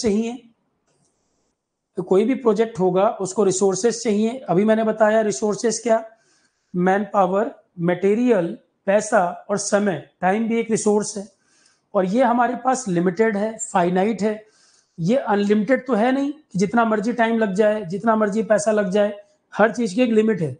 उस दायरे में रहते हुए हमें प्रोजेक्ट को कंप्लीट करना, तब तो माना जाएगा एफिशिएंटली प्रोजेक्ट कंप्लीट हुआ। कैपेबल मैनेजमेंट है, कैपेबल प्रोजेक्ट मैनेजर है, अच्छी टीम है, तब तो हम कहेंगे कि जितने लिमिटेड रिसोर्सेज मिले हैं उन लिमिटेड रिसोर्सेज में with in the time limit project पूरा होता हो। ये एक इंपॉर्टेंट बात है। तो प्रोजेक्ट कंज्यूम रिसोर्सेज, कोई भी प्रोजेक्ट है वो रिसोर्सेज खाता है।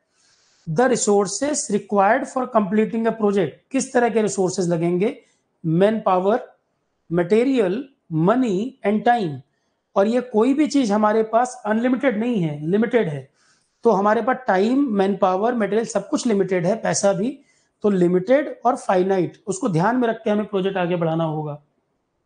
अगर प्लानिंग ठीक नहीं होगी, पता लगा कि प्रोजेक्ट का पहला फेज भी आप पूरा नहीं कर पाए और सारा पैसा खत्म हो गया इतने में ही, तो ये सब प्लानिंग में ध्यान रखना होगा। कितना पैसा, कितनी मैन पावर, कितना मटेरियल, कितना समय। प्लानिंग जो सबसे पहली स्टेज है बड़ी इंपॉर्टेंट है, क्योंकि सारी चीजों को आपको प्लान करना होगा। बिना प्लानिंग के काम करेंगे, पता लगा जितना पैसा पूरे प्रोजेक्ट के लिए मिला था आपने 1 वीक में खर्च कर दिया सारा, और एक काम तो बहुत अच्छा हो गया, बाकी सारे पेंडिंग हो गए।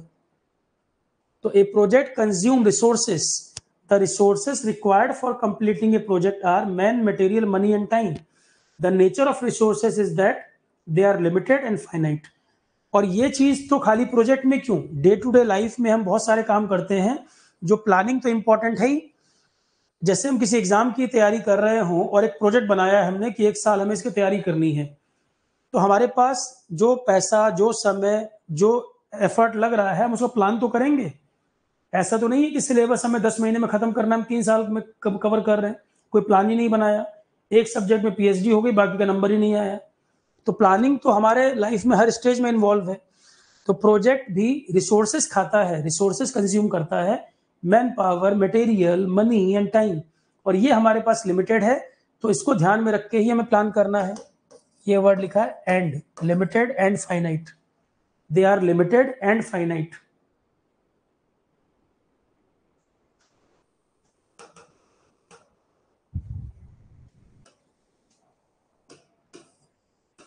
तो रिसोर्सेस जो होते हैं, ये कंस्ट्रेन तो किसी भी प्रोजेक्ट में होता है। रिसोर्सेस का कंस्ट्रेन किसी भी तरह का प्रोजेक्ट हो उसमें है ही। तो रिसोर्स क्योंकि हमेशा लिमिटेड होंगे, तो इसीलिए रिसोर्सेज लिमिटेड और फाइनाइट हैं, तो रिसोर्स का कंस्ट्रेन किसी भी प्रोजेक्ट में बना ही रहेगा, ये तो आएगा ही आएगा। रिसोर्स का कंस्ट्रेन, ये लिमिट तो हमारे पास हमेशा रहेगी, चाहे कोई भी प्रोजेक्ट हो। किसी भी प्रोजेक्ट में हमारे पास कोई इनफाइनाइट रिसोर्सेज नहीं है, हमें इस लिमिट में रहकर ही वर्क को कंप्लीट करना होगा। ठीक है, तो रिसोर्स का जो लिमिटेशन है वो किसी भी प्रोजेक्ट का एक फीचर है। अब प्रोजेक्ट को अलग अलग तरीके से डिफाइन किया गया, और डेफिनेशन कहाँ कहाँ क्या मतलब है इसका। We can also define a project as, project को हम ऐसे भी डिफाइन करते हैं, ये एक ऑर्गेनाइज प्रोग्राम है predetermined group of activities का। प्रोजेक्ट में जो भी काम आप कर रहे हैं वो पहले से प्लान किया हुआ है। प्री डिटरमाइंड मतलब जो भी एक्टिविटीज प्रोजेक्ट में हो रही हैं वो पहले से तय है, तो उस प्लानिंग को हमें एग्जीक्यूट करना है, वो हम प्रॉपर कर पा रहे हैं कि नहीं। तो we can also define a project, हम प्रोजेक्ट को डिफाइन कर सकते हैं। डेफिनेशन क्या हो गई, ये एक ऑर्गेनाइज प्रोग्राम होता है, पहले से डिफाइंड ग्रुप ऑफ एक्टिविटीज जो हमें पूरी करनी है, जो कि नॉन रूटीन नेचर की हैं, and that must be completed with in available resources and with in available time limit, given time limit. तो प्रोजेक्ट को हम डिफाइन कैसे करते हैं, आपसे कोई प्रोजेक्ट के डेफिनेशन अगर पूछ ले तो आप कहेंगे एन ऑर्गेनाइज प्रोग्राम, आप कहेंगे an organise programme of pre defined predetermined group of activity, जो कि नॉन रूटीन नेचर की होंगी। प्रोजेक्ट का नेचर ही नॉन रूटीन होता है और यूनिक होता है अपने आप में, अवेलेबल रिसोर्सेस और गिवन टाइम लिमिट के अंदर पूरा करना। ठीक है, तो प्रोजेक्ट का मतलब हो गया ये एक ऑर्गेनाइज प्रोग्राम है, पहले से डिफाइंड ग्रुप ऑफ एक्टिविटीज का, जो नॉन रूटीन नेचर का है, यूनिक है अपने आप में, और जो कंप्लीट होना ही चाहिए अवेलेबल रिसोर्सेस के साथ गिवन टाइम लिमिट के अंदर। जितने हमें रिसोर्सेज मिले हैं और जितना टाइम दिया गया है उसके अंदर ही हम पूरा करें। आइडियली तो ये होना चाहिए, आइडियली होना ये चाहिए। ठीक, तो we can also define a project, project की डेफिनेशन, ये एक ऑर्गेनाइज प्रोग्राम है, ऑर्गेनाइज प्रोग्राम है predetermined group of activities का, जो नॉन रूटीन है, यूनिक है और कंप्लीट होना चाहिए अवेलेबल रिसोर्सेज के साथ with in given time limit. Harrison वाली जो बुक है, हैरिसन वाली क्या डेफिनेशन है, ये कहते हैं एक project non routine non repetitive one of undertaking normally with discrete time financial and technical performance goal. Meaning वही है, केवल भाषा चेंज कर दिया, मतलब वही है। तो हैरिसन के हिसाब से प्रोजेक्ट एक non routine non repetitive work है, जहां पर टाइम का कंस्ट्रेन, फाइनेंशियल कंस्ट्रेन, दोनों की बात ये कर रहे हैं। वही बात वही है, केवल लैंग्वेज चेंज कर दी गई। अब मान लो प्रोजेक्ट के डेफिनेशन पूछे और हैरिसन वाली लैंग्वेज लिख दे तो भी आप आंसर कर सकते हैं। तो ये वर्ड जरूर उसमें ध्यान रखना, जब प्रोजेक्ट की डेफिनेशन कभी पूछेगा ना तो नॉन रूटीन या नॉन रिपीटेटिव ये वर्ड यूज करेगा। कुछ समझ आए नहीं आए, नॉन रूटीन या नॉन रिपीटेटिव टर्म आपको नजर आएगी, इस पे ध्यान देना। ठीक है, और रिसोर्सेज की बात आए तो लिमिटेड रिसोर्सेज होंगे हमारे पास, वो अनलिमिटेड तो है नहीं। तो according to Harrison a project can be defined as a non routine non repetitive work, discrete time, financial and technical performance goals. Project management institute, PMI America का एक इंस्टीट्यूट है, प्रोजेक्ट मैनेजमेंट इंस्टीट्यूट अमेरिका का, ये कैसे define करते हैं, project को define करते हैं, ये एक सिस्टम है जिसमें कई सारे एंटिटीज, अलग अलग डिपार्टमेंट एंटिटीज इन्वॉल्व हैं, जिनका पर्पस है एक कॉमन गोल को पूरा करना। प्रोजेक्ट मैनेजमेंट इंस्टीट्यूट इसको डिफाइन करता है कि एक सिस्टम है जिसमें कई सारे अलग अलग टीमें, अलग अलग डिपार्टमेंट बने हैं, जिन सबका मिलकर एक गोल है कि हमें इस पूरे टारगेट को पूरा करना है within time, within resources.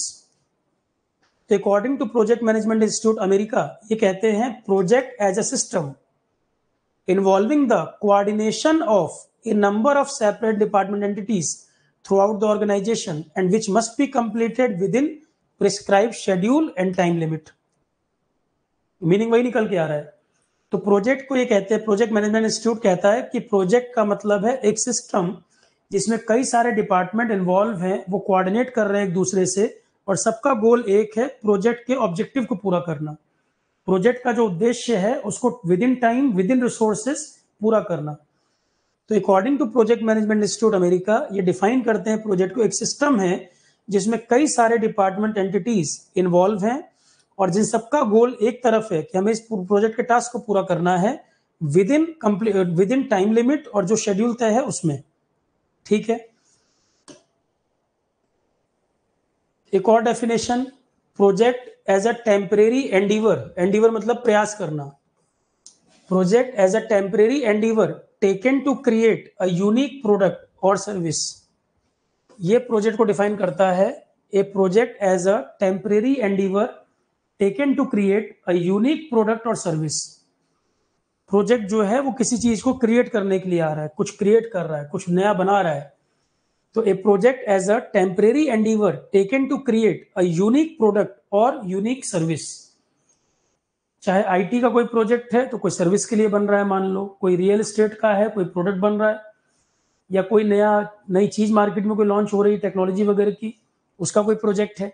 तो project as a temporary endeavour कोई यूनिक प्रोडक्ट या यूनिक सर्विस क्रिएट करने के लिए। लास्ट पॉइंट है, a project is any scheme or part of a scheme. Project कोई स्कीम है या किसी स्कीम का पार्ट है।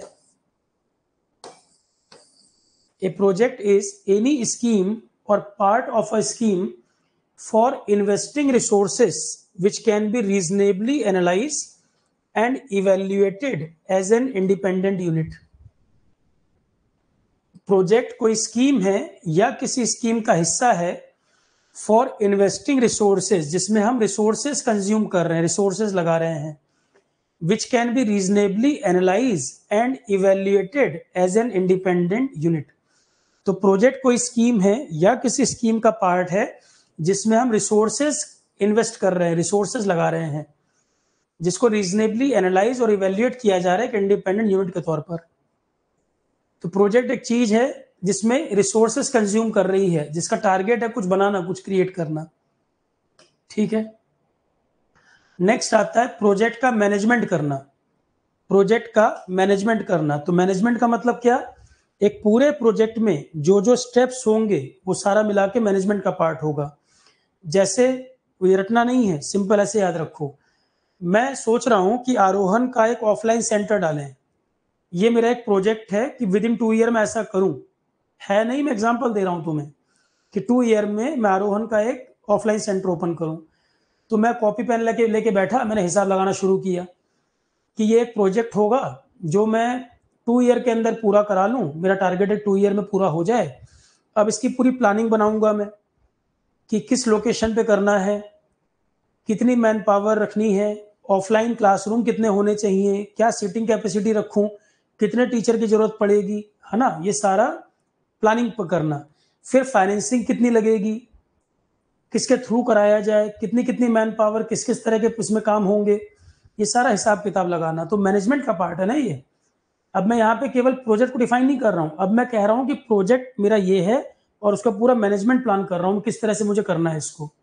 तो जब मैनेजमेंट की बात करोगे तो उसमें प्लानिंग भी आ जाएगा, फाइनेंसिंग भी आ जाएगा, कोऑर्डिनेशन भी आ जाएगा, मॉनिटरिंग भी आ जाएगा, इवेल्युएट करना भी आ जाएगा, ये सारी चीजें आ जाएंगी मैनेजमेंट के अंदर, सारे स्टेप आ जाएंगे। तो अब आप अंतर समझ पा रहे होंगे प्रोजेक्ट का क्या मतलब है और प्रोजेक्ट मैनेजमेंट का क्या मतलब है।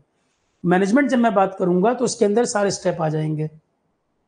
सब्जेक्ट आपका प्रोजेक्ट मैनेजमेंट है। तो प्रोजेक्ट मैनेजमेंट क्या होता है, it is an organised venture for managing project. Project को मैनेज करना प्रोजेक्ट मैनेजमेंट कहलाता है, जिसके अंदर कई सारे स्टेप्स होंगे, प्लानिंग करना, फाइनेंसिंग करना, प्रोजेक्ट को इंप्लीमेंट करना, प्रोजेक्ट को मॉनिटर करना, प्रोजेक्ट को कंट्रोल करना और कोऑर्डिनेशन करना। ये वर्ड है कोऑर्डिनेटिंग, कोऑर्डिनेट करना, टू प्रोड्यूस डिजायरेबल आउटपुट। ये सारी चीजें इस तरह से करना कि जो हमने चाहा है आउटपुट मिले, वो जनरेट हो जाए, वो जनरेट हो जाए उतने टाइम में और उतनी कॉस्ट में। तो प्रोजेक्ट मैनेजमेंट का मतलब क्या हो गया, किसी प्रोजेक्ट को, देखो मैंने कोई प्रोजेक्ट बनाया कि मुझे आरोहण 2 ईयर में ऑफलाइन ओपन करना है अगर, तो प्रोजेक्ट का मैनेजमेंट करना, इसको मैनेजमेंट करना कि लिमिटेड टाइम और कॉस्ट के अंदर जो डिजायरेबल आउटपुट है जो मेरा टारगेट है कि हम अचीव कर लें, डिजायरेबल आउटपुट क्रिएट करना, मैनेजमेंट का मतलब तो यही हुआ ना। कोई प्रोजेक्ट है, उसका मैनेजमेंट किस तरह से किया जाए, उसका प्लानिंग कैसे करी जाए, फाइनेंसिंग कैसे सोची जाए, कहाँ से पैसा आएगा, मॉनिटर कैसे करें, कोऑर्डिनेट कैसे करें, ये सारी चीजें इसलिए की जाए कि लिमिटेड टाइम और कॉस्ट में जो आउटपुट मैं सोच रहा हूं वो मुझे मिल जाए। प्रोजेक्ट का मैनेजमेंट क्यों जरूरी है? मैं सिर्फ एक प्रोजेक्ट सोच लूं कि मुझे ये करना है, क्या उतने से बात बन जाएगी? अगर उस प्रोजेक्ट का मैनेजमेंट सही नहीं होगा, क्या मैं कुछ अचीव कर पाऊंगा? नहीं। तो प्रोजेक्ट एक चीज है, प्रोजेक्ट का मैनेजमेंट एक चीज है। प्रोजेक्ट आपने सोचा ये प्रोजेक्ट करेंगे और प्लान कुछ किया नहीं, तो प्रोजेक्ट कभी जिंदगी में पूरा नहीं होगा। तो प्रोजेक्ट एक चीज है, प्रोजेक्ट का मैनेजमेंट, अब ये इसकी बॉडी है, ये प्रोजेक्ट की आत्मा है। अगर मैनेजमेंट सही नहीं होगा तो कभी भी आप अपना आउटपुट जो आपने सोचा आपको मिलेगा ही नहीं, और रिसोर्सेज वेस्ट बहुत ज्यादा होंगे। तो ये बहुत इफेक्टिव पार्ट है कि ये कैसे चलाया जाए, इसका हर स्टेप पे हमें डिस्कशन करना है। मैनेजमेंट में आपने प्लानिंग, फाइनेंसिंग, इंप्लीमेंट करना, कोऑर्डिनेट करना, कंट्रोल करना, मॉनिटर करना, ये हर स्टेप पे हमें डिस्कशन करना है कि क्या क्या चीजें हों कि जिससे एरर मिनिमाइज हो सके, गलतियां कम से कम हो। और जब गलतियां कम से कम होंगी तभी हम टाइम पे प्रोजेक्ट को पूरा कर पाएंगे। अब जैसे मान लो मैंने सोचा कि 2 ईयर में प्रोजेक्ट मुझे पूरा करना है, दिल्ली में पॉल्यूशन बढ़ गया, कंस्ट्रक्शन रुक गई 4 महीने के लिए, कहां से कर लूंगा पूरा? तो सही मैनेजमेंट तो वो है ना जो ध्यान में रख के कि भाई पिछले 3-4 साल से ये चल रहा है कि अक्टूबर में आते आते दिल्ली में कंस्ट्रक्शन बंद कर देते हैं 3-4 महीने के लिए। तो क्या शुरू में ही मुझे जो 8 मंथ मिले हैं, क्या मैं अपनी प्लानिंग में उसको कंसीडर करके चल रहा हूं कि ईयर में 8 मंथ ही काम होगा? अगर मैं कोई कंस्ट्रक्शन कर रहा हूं और मैं 12 मंथ मान के चल रहा हूं और दिल्ली एनसीआर में काम हो रहा है, तो फिर तो बेवकूफ़ी है कि पिछले 3-4 साल के एक्सपीरियंस से मैं नहीं सीख रहा हूं कि भैया अक्टूबर, नवंबर, दिसंबर कंस्ट्रक्शन बंद रहेगी 3-4 महीने। तो फिर मैं पहले से ही कैलकुलेट कर लूँ ना कि मुझे 8 मंथ ही वर्क टाइम मिल रहा है, मैन पावर को या तो बढ़ा दूं मैं उस हिसाब से। बड़े बड़े प्रोजेक्ट में तो यही होता होगा जो अच्छी कंपनी है। तो प्रोजेक्ट का मैनेजमेंट अच्छा होना चाहिए, इफेक्टिव होना चाहिए, और वो मैनेजमेंट बहुत अच्छा माना जाता है जो आने वाले चैलेंजेस को भी आइडिया लगा सके। आप रियल लाइफ के सारे हर्डल को तो इवेल्युएट नहीं कर सकते पहले से, भाई फ्यूचर में क्या आ जाएगा आप हर चीज को तो इवेल्युएट नहीं कर सकते। एग्जाम्पल के तौर पर आप ये तो कंस्ट्रक्शन में अनुमान नहीं लगा सकते कि अर्थक्वेक कब आ जाएगा या कोरोना जैसी प्रॉब्लम कब हो जाएगी, आप इसका अंदाजा तो नहीं लगा सकते, है ना? तो ये तो आइडिया नहीं लग सकता। पर दिल्ली में 3 और 4 मंथ के लिए कंस्ट्रक्शन बंद होती है, ऑलरेडी 3-4 ईयर से हो रही है, ये तो आपको पहले से पता है पास्ट एक्सपीरियंस से। तो कुछ चीजें हैं जो मैनेजमेंट में हम पहले से कंसीडर कर सकते हैं और कुछ चीजें हैं जो हमारे कंट्रोल में ही नहीं है, जिसको हम सोच भी नहीं सकते आज की डेट में अचानक से पेश हो जाए। कभी भी आप एक नॉर्मल प्लानिंग भी करते हो, यहां तो मैं प्रोजेक्ट के मैनेजमेंट की बात कर रहा हूं, आप अपनी रियल लाइफ में कोई प्लान करते हो, क्या वो प्लान एग्जैक्ट आपकी प्लानिंग के हिसाब से एग्जीक्यूट हो पाता है? कुछ ऐसे चैलेंजेस आते हैं जो प्लानिंग के टाइम पे आपके दिमाग में भी नहीं आए होते, जब आप उसको इंप्लीमेंट करने जाते हो तब वो प्रॉब्लम निकल के आती है। आप एक अपना मकान का कंस्ट्रक्शन शुरू करके देख लो, गवर्नमेंट ऑफिशियल्स ही इतने आ जाएंगे, म्यूनिसिपलिटी वाले, कभी कोई क्लियरेंस वाले, जो आपको पहले से पता भी नहीं होगा। ठीक है, तो कुछ चीजें होती हैं जो प्री डिटरमाइंड हैं, जो प्री कंसीडर हो सकती हैं, और कुछ ऐसी हैं जो प्री कंसीडर नहीं हो सकती, उनका आपको पता ही नहीं है, क्योंकि ह्यूमन थॉट प्रोसेस का भी एक लिमिटेशन है, वो एक लिमिट तक ही सोच सकता है। सारी चीजें पहले से पता हो तो प्रोजेक्ट मैनेजर की बजाय ज्योतिषी नहीं बन जाते। तो कुछ चीजें अंदाजा लग सकता है पास्ट एक्सपीरियंस से, जो हो रहा हो या पहले हुआ हो, उससे हमें अनुभव आ जाता है। पर क्या सारी चीजें पता लग जाएंगी? नहीं, कुछ ऐसी भी चीजें होंगी जो पहली बार सामने आएंगी, जो पहले एक्सपीरियंस में हुई नहीं कभी। पर एक्सपीरियंस पर्सन जो होगा, क्यों एक्सपीरियंस मैन पावर या हाईली एक्सपीरियंस मैनेजमेंट डिजायरेबल है? क्योंकि उन जितना ज्यादा एक्सपीरियंस होगा, जितने ज्यादा प्रोजेक्ट पहले किया होगा, वो उन चीजों को टैकल करने के सॉल्यूशन ज्यादा जानता होगा। कई बार कहते हैं ना सर, फ्रेशर को क्यों एकदम ऊपर पोजीशन पे नहीं बिठा देते, एक्सपीरियंस पर्सन ही ऊपर चाहिए। ऊपर एक्सपीरियंस पर्सन बैठे और उसके अंडर में फ्रेशर हो, तो वो फ्रेशर उसके एक्सपीरियंस से सीख जाएगा कुछ चीजें, आगे जाके वो भी एक्सपीरियंस हो जाएगा। पर सीधे फ्रेशर को ऊपर बैठा दो और उसका कोई पास्ट एक्सपीरियंस नहीं है, चीजों को टैकल करना उसको नहीं आता, तो वो तो कोलैप्स हो जाएगा सिस्टम। तो कैसी भी कंपनी हो, कैसा भी प्रोजेक्ट हो, एक्सपीरियंस मैन पावर चाहिए कि जो ऐसे चैलेंजेस जो एकदम से मान लो एनकाउंटर नहीं भी हुए हों, अनुभव नहीं हुए हों, एक्सपीरियंस पर्सन को ये पता है उसको निकालना कैसे है, उसको कैसे निकलना है बच के। ठीक है, तो प्रोजेक्ट का मैनेजमेंट ये अपने आप में एक बहुत मेजर टास्क है। इसके लिए जरूरी है एक अच्छा प्रोजेक्ट मैनेजर, मैनेजर के पास जो टीम हो वो भी काबिल हो। ठीक है, और लिमिटेड टाइम लिमिटेड कॉस्ट में हमारा कोशिश है कि मैनेजमेंट ऐसा हम कर दें, प्रोजेक्ट का मैनेजमेंट ऐसा हो जाए कि डिजायरेबल आउटपुट हमें उतने ही टाइम उतने ही पैसे में मिल जाए जो हमने सोचा था।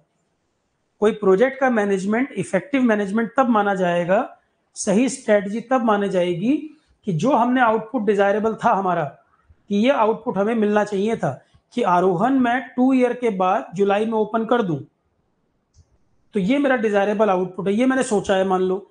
अब ये प्रोजेक्ट जो मैं शुरू करूं उसका मैनेजमेंट इतना इफेक्टिव होना चाहिए कि आउटपुट उस समय तक मुझे मिल जाए, प्लस मेरे बजट में और जो टाइम मैंने सोचा है उतने में हो जाए।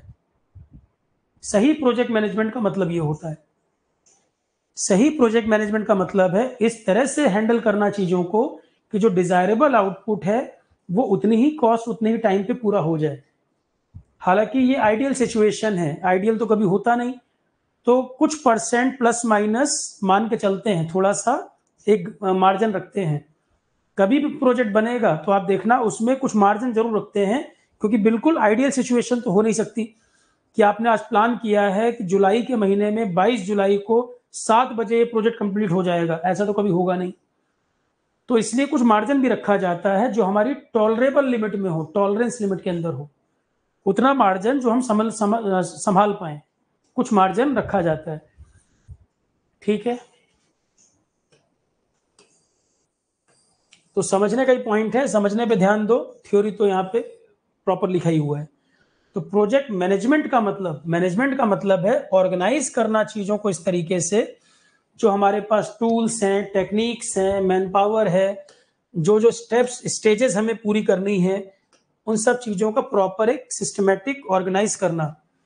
तो प्रोजेक्ट मैनेजमेंट का मतलब होता है एक ऑर्गेनाइज्ड वेंचर प्रोजेक्ट को मैनेज करने के लिए इसमें scientific application of modern tools techniques in planning. तो प्लानिंग के अंदर भी कई सारे देखो चार्ट होते हैं आजकल, आजकल कोई प्लान करते हैं तो कई सारे चार्ट्स होते हैं, प्रीवियस एक्सपीरियंस जो हुए हैं, पिछले प्रोजेक्ट जो हुए हैं, वो सब मैप चार्ट वो सब हमें बड़ा हेल्प करते हैं अगला प्लान करने में। तो कई सारे साइंटिफिक एप्लीकेशन, साइंटिफिक चीजें अवेलेबल हैं आजकल, मॉडर्न टूल्स हैं, कई मशीनें हैं, टेक्निक्स हैं, बहुत सी चीजें हैं जो हमें अंदाजा देती हैं। तो साइंटिफिक एप्लीकेशन प्रोजेक्ट मैनेजमेंट के अंदर आ जाता है, मॉडर्न टूल टेक्निक्स वगैरह का इस्तेमाल करना प्लानिंग करने में या फाइनेंसिंग का अंदाजा लगाने में, इम्प्लीमेंटेशन में, मॉनिटर करने में, कंट्रोलिंग में। अब मॉनिटर करने के लिए आप बार बार थोड़ी साइट पर जाओगे, कई ऐसे गैजेट्स आ गए, ऐसे एप्लीकेशन हैं, बैठकर आप यहाँ रियल टाइम में चेक कर सकते हो, आप अपने ऑफिस से ही सारे प्रोजेक्ट को मॉनिटर कर सकते हो। ठीक है, जीआईएस सिस्टम वगैरह होते हैं, आईसीटी में बताया था, GIS geographical indication system, geographical information system, geography plus IT का कॉम्बिनेशन है वो जीआईएस, जीपीएस टेक्नोलॉजी वगैरह हेल्प लेते हैं इसमें। तो इंप्लीमेंट करना, मॉनिटर करना, कंट्रोल करना, कोऑर्डिनेट करना यूनिक एक्टिविटीज और टास्क को जिससे डिजायरेबल आउटपुट जनरेट हो पाए, predetermined objectives within constant time limit and cost. Project management के कई सारे स्टेजेस होते हैं। अब ये देखो, ये क्वेश्चन आपके एग्जाम में आया, 4 ऑप्शन दे दिए, इनको अरेंज करो ऑर्डर में कि प्रोजेक्ट मैनेजमेंट में स्टेप्स कौन कौन से पहले फिर उसके बाद, मतलब ऑर्डर में अरेंज करना। पहली क्लास से ही 3-4 क्वेश्चन आपको बता चुका हूं मैं। तो प्रोजेक्ट मैनेजमेंट के अंदर कुछ स्टेजेस होती हैं।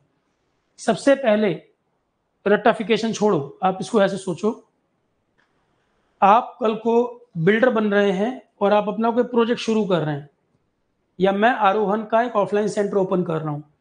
सबसे पहली ही चीज दिमाग में क्या आती है कि वहां जाके गड्ढा खोद के बिल्डिंग बनाना? क्या ये पहला स्टेप होगा इंप्लीमेंट करना? नहीं, सबसे पहले उसका प्लानिंग करना।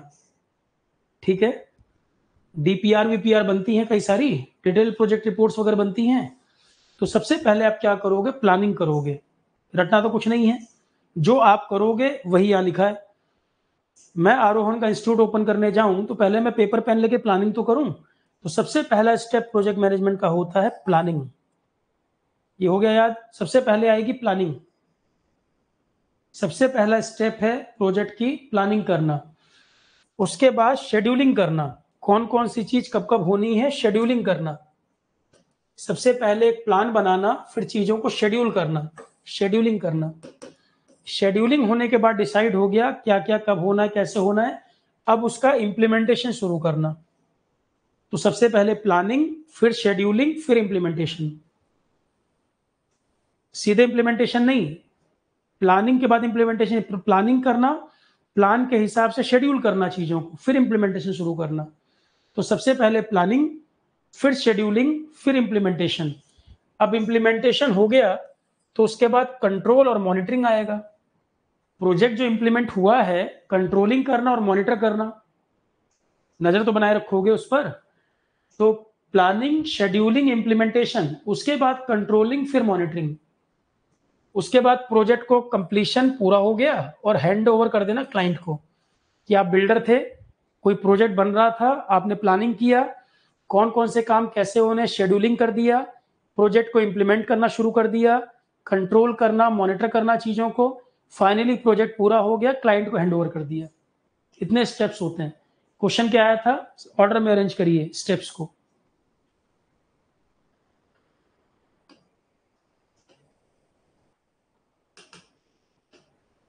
तो ऑर्गेनाइजेशंस जो होती हैं वो कई तरह के प्रोजेक्ट वगैरह पे काम करती हैं। प्रोजेक्ट को, जैसे कोई कंपनी है और उसको अपना बिजनेस एक्सपेंड करना है, अपने बिजनेस को एक्सपेंड करना है, या किसी को बिजनेस में इन्वॉल्व होना है, या इंफ्रास्ट्रक्चर कंट्री में डेवलप होना है, प्रोजेक्ट तो लगभग हर चीज में इन्वॉल्व है।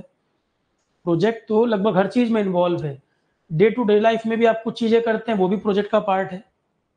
अपना ही रूटीन मैनेज कर रहे हैं, वो भी एक प्रोजेक्ट का पार्ट है। तो project are the backbone of any organisation. किसी भी ऑर्गेनाइजेशन का बैकबोन है प्रोजेक्ट। कई कंपनियां ही प्रोजेक्ट लेने का काम करती हैं, प्रोजेक्ट मिलते हैं तो उससे काम चलता है।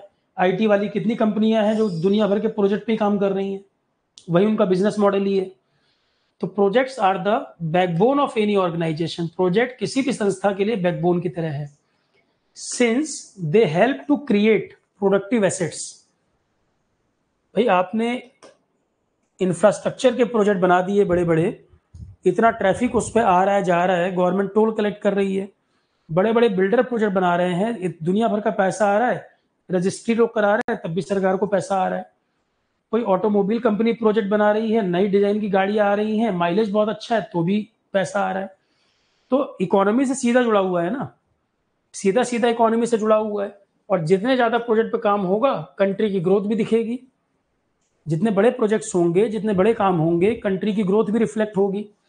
तो प्रोजेक्ट्स, और जब काम होगा मतलब प्रोजेक्ट आएंगे ही आएंगे। और जितने ज्यादा प्रोजेक्ट लग रहे हैं, इसका मतलब इस कंट्री में पोटेंशियल बहुत अच्छा है, इसकी इकोनॉमी में पोटेंशियल बहुत अच्छा है। और बायर है यहाँ पर, चीजें बिक पा रही होंगी, तभी प्रोजेक्ट लग रहे होंगे। तो projects are the backbone of any organisation. Project किसी भी ऑर्गेनाइजेशन का बैकबोन है, since they help to create productive assets. कि ऑलरेडी मेरे पास एक फैक्ट्री है और इतनी ज्यादा डिमांड है पब्लिक की कि मैं एक और फैक्ट्री लगाना चाहता हूं, तो नया प्रोजेक्ट लाना पड़ेगा कि मेरा प्रोजेक्ट है एक और फैक्ट्री लगाऊं। एक्सपेंशन करते करते 100 फैक्ट्री हो गई, अलग अलग बिजनेस शुरू कर दिए, डाइवर्सिफिकेशन। तो projects are the backbone of any organisation since they help to create productive assets.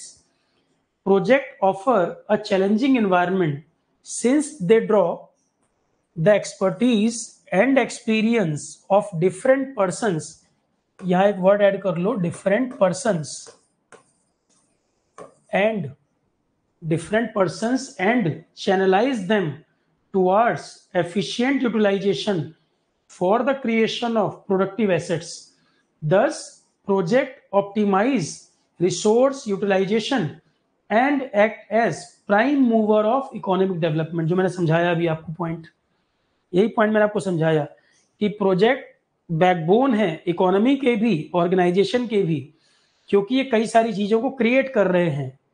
कोई फैक्ट्री लगेगी, कोई इंडस्ट्री लगेगी, प्रोडक्शन होगा, एम्प्लॉयमेंट जनरेट होगा, इकोनॉमी में कंट्रीब्यूट होगा। और project offer a challenging environment.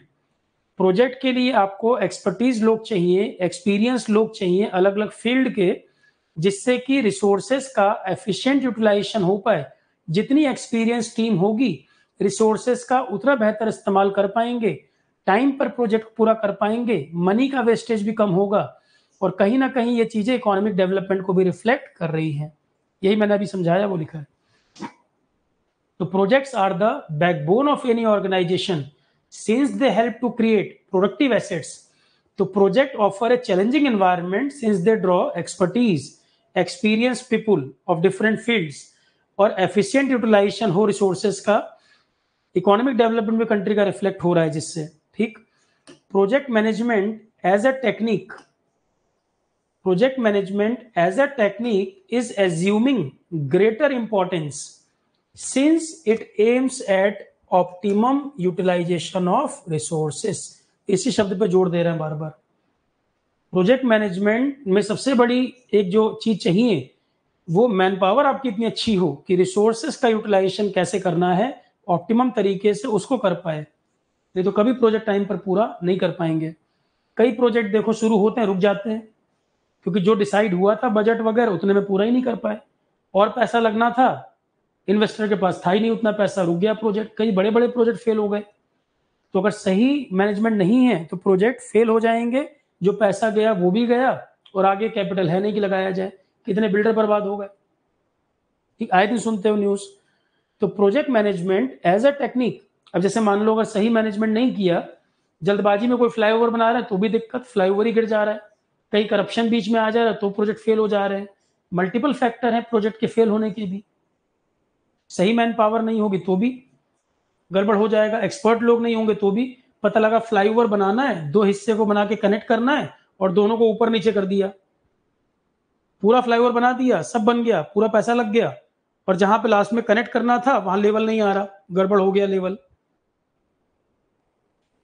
तो project management as a technique is assuming greater importance, क्योंकि यहां पर मेन पॉइंट है ऑप्टिमम यूटिलाइजेशन होना रिसोर्सेस का। Every person is practising project management in his day to day life. जैसे आपको अपने ऑफिस भी जाना हो, शॉर्टेस्ट रूट को भी आपको पकड़ना हो, कभी आप इस रूट से जा रहे हो कभी इस रूट से, उसको प्लान करना भी एक इसका पार्ट है। उसको प्लान करना भी डे टू डे लाइफ में भी कई सारे काम हम करते हैं जो एक तरह के प्रोजेक्ट ही होता है हमारे दिमाग में, कि कभी शॉर्टेस्ट रूट ये होगा, कभी कुछ और होगा, यहाँ ट्रैफिक है तो वहां से निकल गए। As a project becomes larger in magnitude, project जब बड़े साइज के प्रोजेक्ट होते हैं तो कॉम्प्लेक्सिटी भी बढ़ती जाती है। बड़े जो प्रोजेक्ट्स होते हैं, मेगा प्रोजेक्ट्स होते हैं, तो कॉम्प्लेक्सिटी भी बढ़ती जाती है। और जितना बड़ा प्रोजेक्ट होगा हर स्टेप में कॉम्प्लेक्सिटी, और हमें ज्यादा केयरफुल रहना पड़ेगा, प्लानिंग में भी, शेड्यूलिंग में भी, इम्प्लीमेंटेशन में भी, कंट्रोल में भी, मॉनिटरिंग में भी। तो जितने बड़े प्रोजेक्ट होंगे, जैसे जैसे प्रोजेक्ट का साइज बढ़ता जाएगा, कॉम्प्लेक्सिटी बढ़ती जाती है, तो हमें ज्यादा केयरफुल रहने की जरूरत पड़ती है हर स्टेज में, कि छोटी सी मिस्टेक भी जो है बहुत बड़ा ब्लंडर क्रिएट कर सकती है, पूरा प्रोजेक्ट फेल हो सकता है। For effective management of larger and complex projects systematically devised techniques are followed. तो बड़े प्रोजेक्ट्स जो होते हैं बिल्कुल सिस्टमेटिक जो प्रोसेस बने हुए जो टेक्निक्स फॉलो होती हैं। तो चार्ट्स वगैरह का एनालिसिस, पेपर वर्क ज्यादा से ज्यादा, एक्सपर्ट टीम के साथ बैठना, हर स्टेप फॉलो होते हैं। कि जैसे मान लो गंगा को क्लीन करना एक मेगा प्रोजेक्ट है, विदेश से टीम आ रही है, मॉडलिंग कर रही है, प्लानिंग कर रही है, चार्ट बना रही है। तो जो बड़े बड़े प्रोजेक्ट्स हैं जहां इतना बड़ा पैसा इन्वॉल्व है, थोड़ी सी गलती पूरा प्रोजेक्ट फेल कर सकती है। तो जो मेजर टेक्निक्स वगैरह बनी हुई हैं, साइंटिफिक टेक्निक्स बनी हुई हैं, उनका इस्तेमाल किया जाता है कि एरर मिनिमाइज हो सके।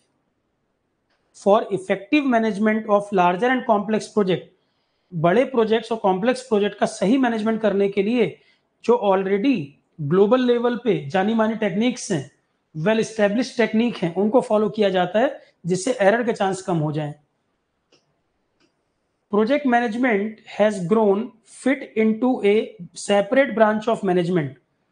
तो मैनेजमेंट एक जनरल टर्म है, मैनेजमेंट तो बहुत सारी चीजों का हो सकता है, तो उसी की एक अलग से ब्रांच हो गई मैनेजमेंट में ही प्रोजेक्ट मैनेजमेंट। मैनेजमेंट एक जनरल टर्म हो गया जो कई चीजों का हो सकता है, एनवायरमेंटल मैनेजमेंट है या कोई कंट्रोल मैनेजमेंट, कई प्रकार के मैनेजमेंट हो सकते हैं। तो प्रोजेक्ट मैनेजमेंट एक सेपरेट ब्रांच ही हो गया मैनेजमेंट के लिए। तो project management has grown into a separate branch of management, management की एक नई ब्रांच हो गई project management. Since the traditional management techniques are found inadequate, तो जैसे जैसे टेक्नोलॉजी बढ़ रही है, प्रोजेक्ट की कॉम्प्लेक्सिटी बढ़ रही है, नए नए प्रोजेक्ट्स आ रहे हैं, तो जो पुरानी टेक्निक्स हैं अब वो ऑब्सोलीट हो चुकी हैं, वो काम की नहीं है, वो इनसफिशिएंट हैं प्रोजेक्ट को सही इंप्लीमेंट करने के लिए। तो modern techniques, modern tools, scientific techniques वगैरह का यूज हम कर रहे हैं।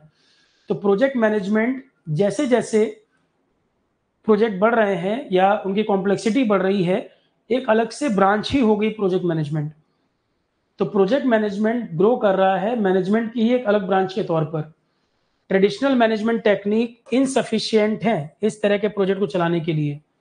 प्रोजेक्ट को इफेक्टिवली हैंडल करने के लिए ट्रेडिशनल टेक्निक्स का उतनी काम की नहीं, मॉडर्न टेक्निक्स को यूज करना है। तो managing projects require specialised form of organisation structure, specialised technique that aid in completion of project within the time, within the budget. ठीक है, and managers who have the skills required to use the appropriate project management technique. तो management का ही एक अलग branch हो गया project management. Traditional management तरीके से अब नहीं हो सकता, तो पुरानी टेक्निक्स सफिशिएंट नहीं है उनको हैंडल करने के लिए। तो मैनेजिंग प्रोजेक्ट्स अब उसमें specialise techniques, specialise managers, skilled manpower, ये सारी चीजें चाहिए।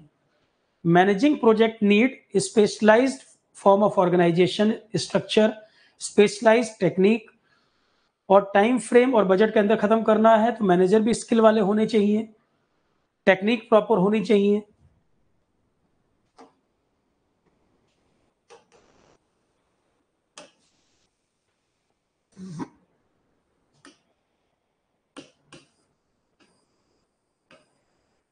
ठीक है, इसके बाद प्रोजेक्ट वर्सेस प्रोसेस, ये तो मैंने बता ही दिया अभी। प्रोजेक्ट का क्या मतलब है, प्रोसेस का क्या मतलब है। प्रोजेक्ट एंड प्रोसेस का क्या मतलब है।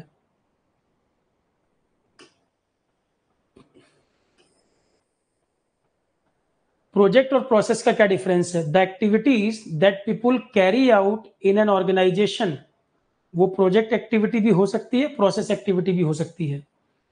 किसी ऑर्गेनाइजेशन में जो मैन पावर काम कर रही है वो प्रोजेक्ट का काम भी हो सकता है, प्रोसेस का भी काम हो सकता है। दोनों में क्या अंतर है, सब्जेक्ट की शुरुआत में ही बताया मैंने। The entire set of activities involve in the manufacturing process will follow a routine work, और ये बार बार रिपीट करना पड़ता है, इसको रिपीटेटिव वर्क है। प्रोसेस का जो काम है वो डेली बेसिस पे होना, अगर नमकीन हल्दीराम में बननी है तो डेली बेसिस पे बननी है, प्रोसेस का पार्ट है। The entire set of activity जो मैन्युफैक्चरिंग प्रोसेस में काम कर रही है वो एक रूटीन वर्क है और बार बार रिपीट भी होना है उसको।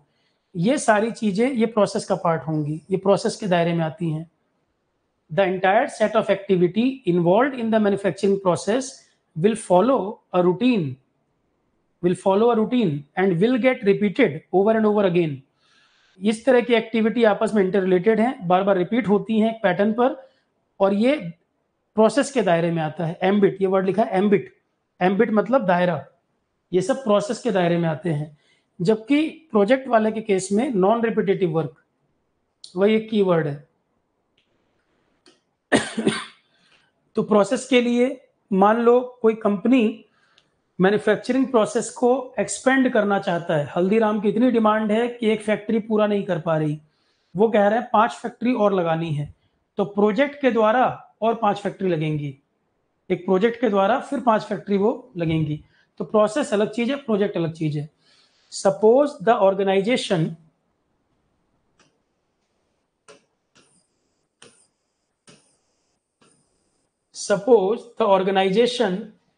proposes to expand its production capacity.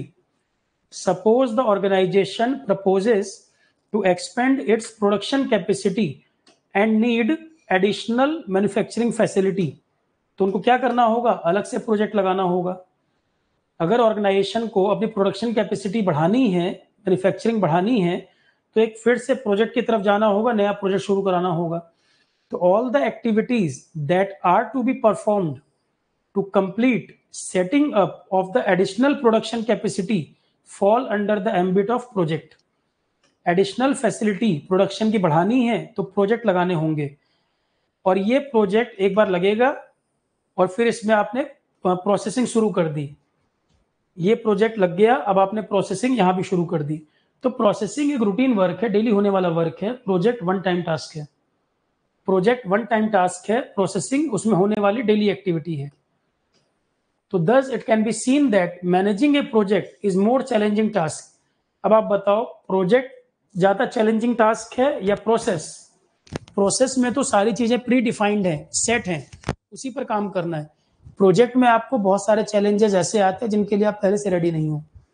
तो प्रोजेक्ट और प्रोसेस किसको मैनेज करना चैलेंजिंग ज्यादा है? प्रोजेक्ट को। तो thus it can be seen that managing a project is more challenging task and it involve high degree of novelty and uncertainty। वही मैंने बताया कि प्रोजेक्ट पे जब आप काम करने जा रहे हो, अनसर्टेनिटीज बहुत सारी हैं जो आप पहले से जानते भी नहीं हो। प्रोसेस में तो प्री डिफाइंड एक स्टेप बने हुए हैं, स्टैंडर्ड बने हुए हैं, उन्हीं को फॉलो करना है आपको। तो thus it can be seen that managing a project is more challenging task। Project को मैनेज करना एक ज्यादा चैलेंजिंग टास्क है। इसमें high degree of novelty and uncertainty involve है प्रोसेस की तुलना में। प्रोसेसिंग में तो जो पहले से वेल डिफाइंड स्टैंडर्ड्स बने हैं उन्हीं को फॉलो करना है, उन्हीं को फॉलो करना होगा। अब इसके बाद प्रोजेक्ट कैरेक्टरिस्टिक, अगला टॉपिक आता है प्रोजेक्ट कैरेक्टरिस्टिक, कल देखेंगे अब इसके आगे। आज मैंने आपको प्रोजेक्ट बता दिया, प्रोजेक्ट मैनेजमेंट का पर्पस बता दिया, प्रोजेक्ट और प्रोसेस में क्या अंतर है बस ये बताया। बहुत लंबी क्लास में नहीं करेंगे, बोर हो जाओगे अदरवाइज, और वर्ड सारे मिक्स होने लगेंगे।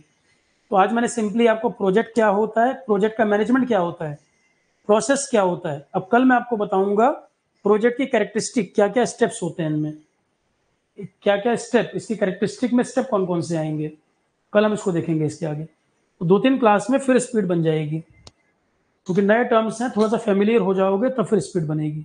ठीक है, टाइमिंग आपका 11:30 रहेगा कल भी। यहां तक किसी को कुछ पूछना है पूछ लीजिए। प्रोजेक्ट प्रोसेस दोनों का मैनेजमेंट क्या होता है, प्रोजेक्ट की जरूरत क्यों है, यहां तक किसी को कुछ पूछना है पूछ लो।